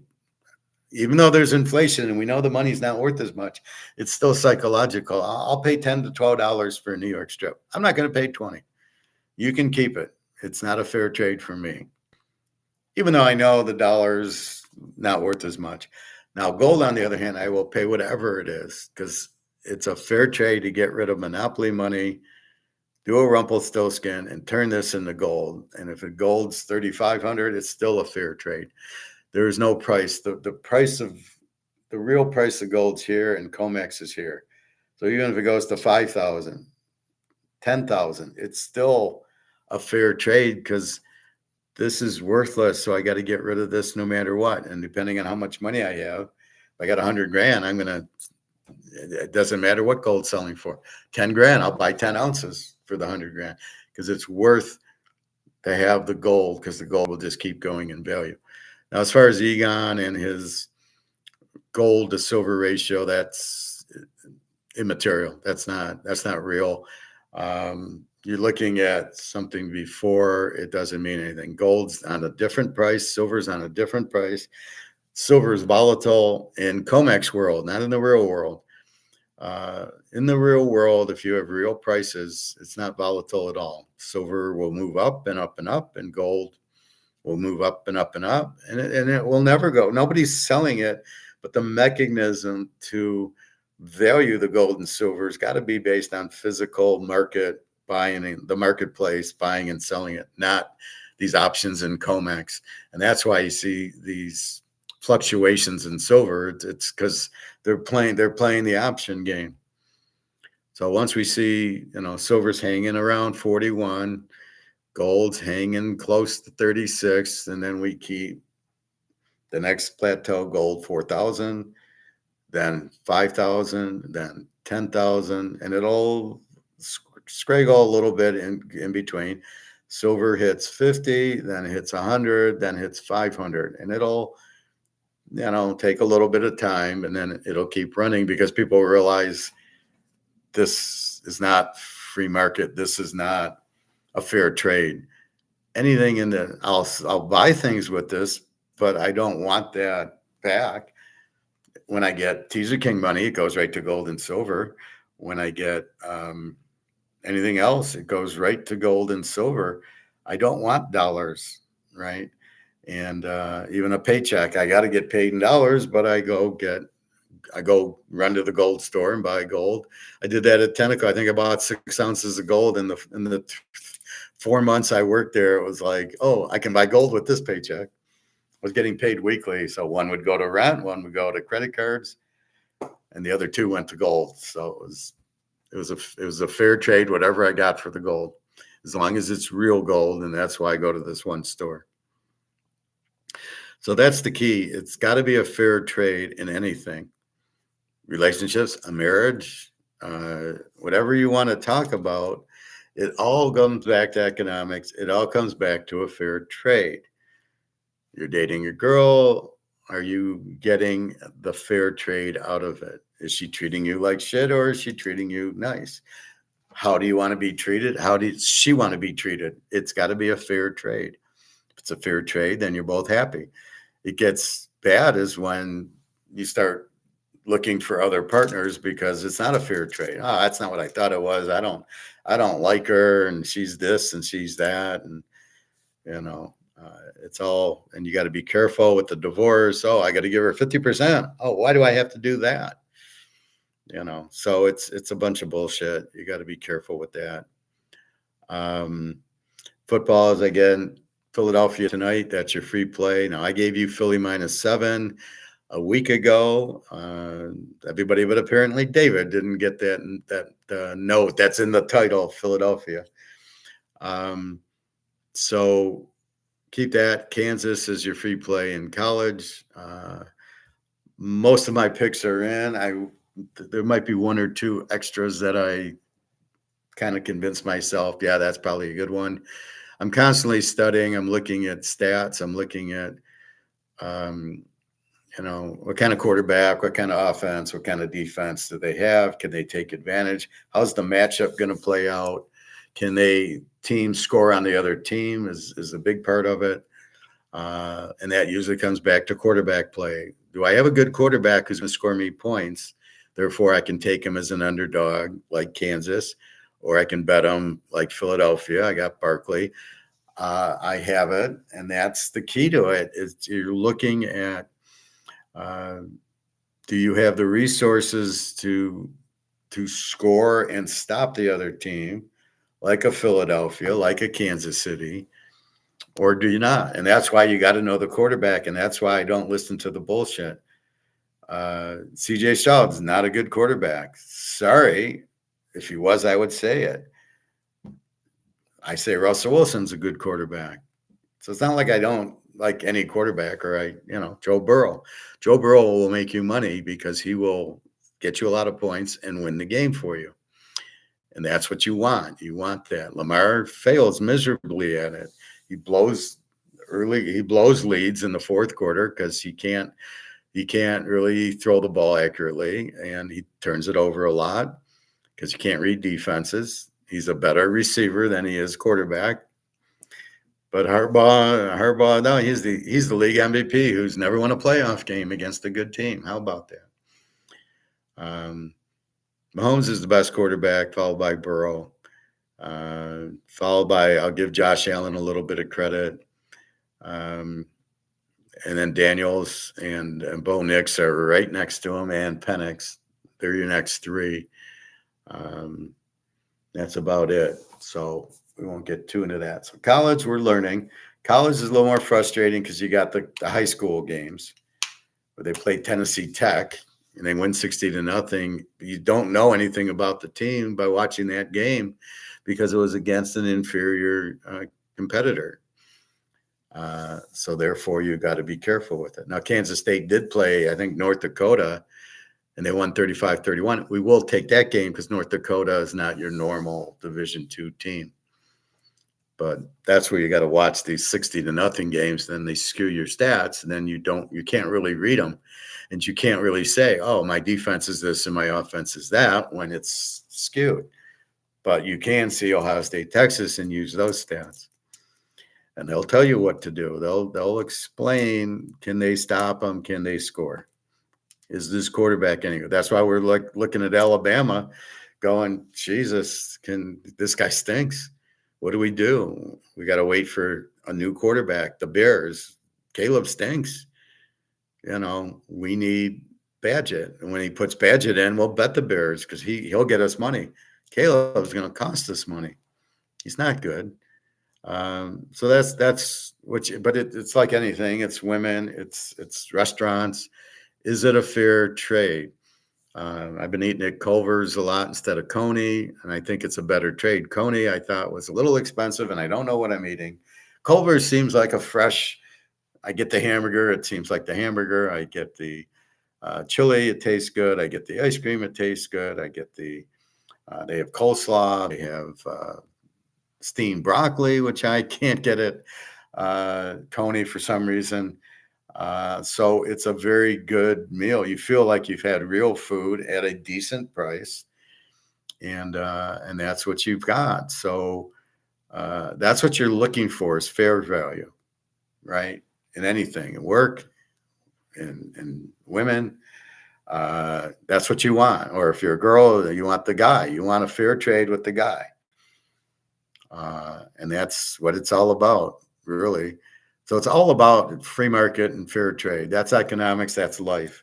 If you're getting value for your time and your money and your energy, that's the point of it. That's what you want. You get that, everything works well. Happy marriage, happy life, happy trip to the restaurant, happy time at the grocery store. And if you feel like you're getting cheated, which most of us do, then you're just like, nah, I got cheated. I didn't like it. So we will see. Anything else? Questions, comments? So again, take Kansas plus the 12.5 on Saturday. Take the Philadelphia Eagles -1 today, although now you're going to lay 2, but okay, keep it under 3. It'll probably be 9 o'clock by tonight, because everybody who would bet Dallas now that Micah Parsons is gone. I wouldn't. Now, I wasn't really, I thought about a little bet on Philly, but when Micah Parsons left for Green Bay, you got to be kidding me. So that's the key to it. That's about it. So have a good day. Today's Thursday, which I'm getting confused on. Yesterday was really tough. Is today Wednesday between Labor Day and what day is it? So yeah, yesterday was when. Today is Thursday. We got the football, and then Friday is we got some more. We got the Kansas City game, and then a full slate of college Saturday, full pro Sunday, and that'll be it. So have a great day. Let's leave you with our gold and silver.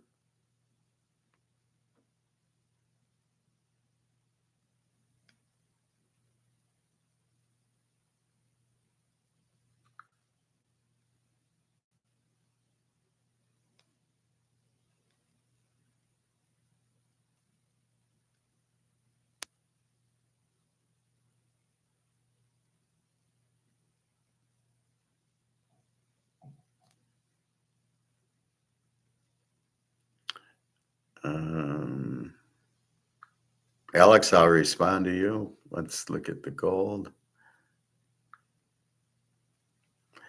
Gold, 35.53. So it came up nice. Again, the 10 o'clock drop. If it goes down, it's going to go up at 10:05. That's just the way that the options work. So they lower it. So instead of paying 35.55, they pay 34.35. So they save $20 and then they buy it. So it's such a scam, but it's okay. 35.50 and silver 40.76. We saw it at 41. I'm sure it'll get back there. I'm sure it'll go to 45. So that's what we got. Potential spam. We don't answer I like how my phone says it's potential spam. Somebody's selling me a shower or life insurance or whatever. All right. Well, have a good day. If you need me, you can get me at www.teaserking.com. My homepage has my email on it, and feel free to email me. And that's about it. So, Alex, I'll respond to your email right now, and that's it. So enjoy your day. I'll see you tomorrow morning. All right. Take care, everybody. www.teaserking.com, just in case.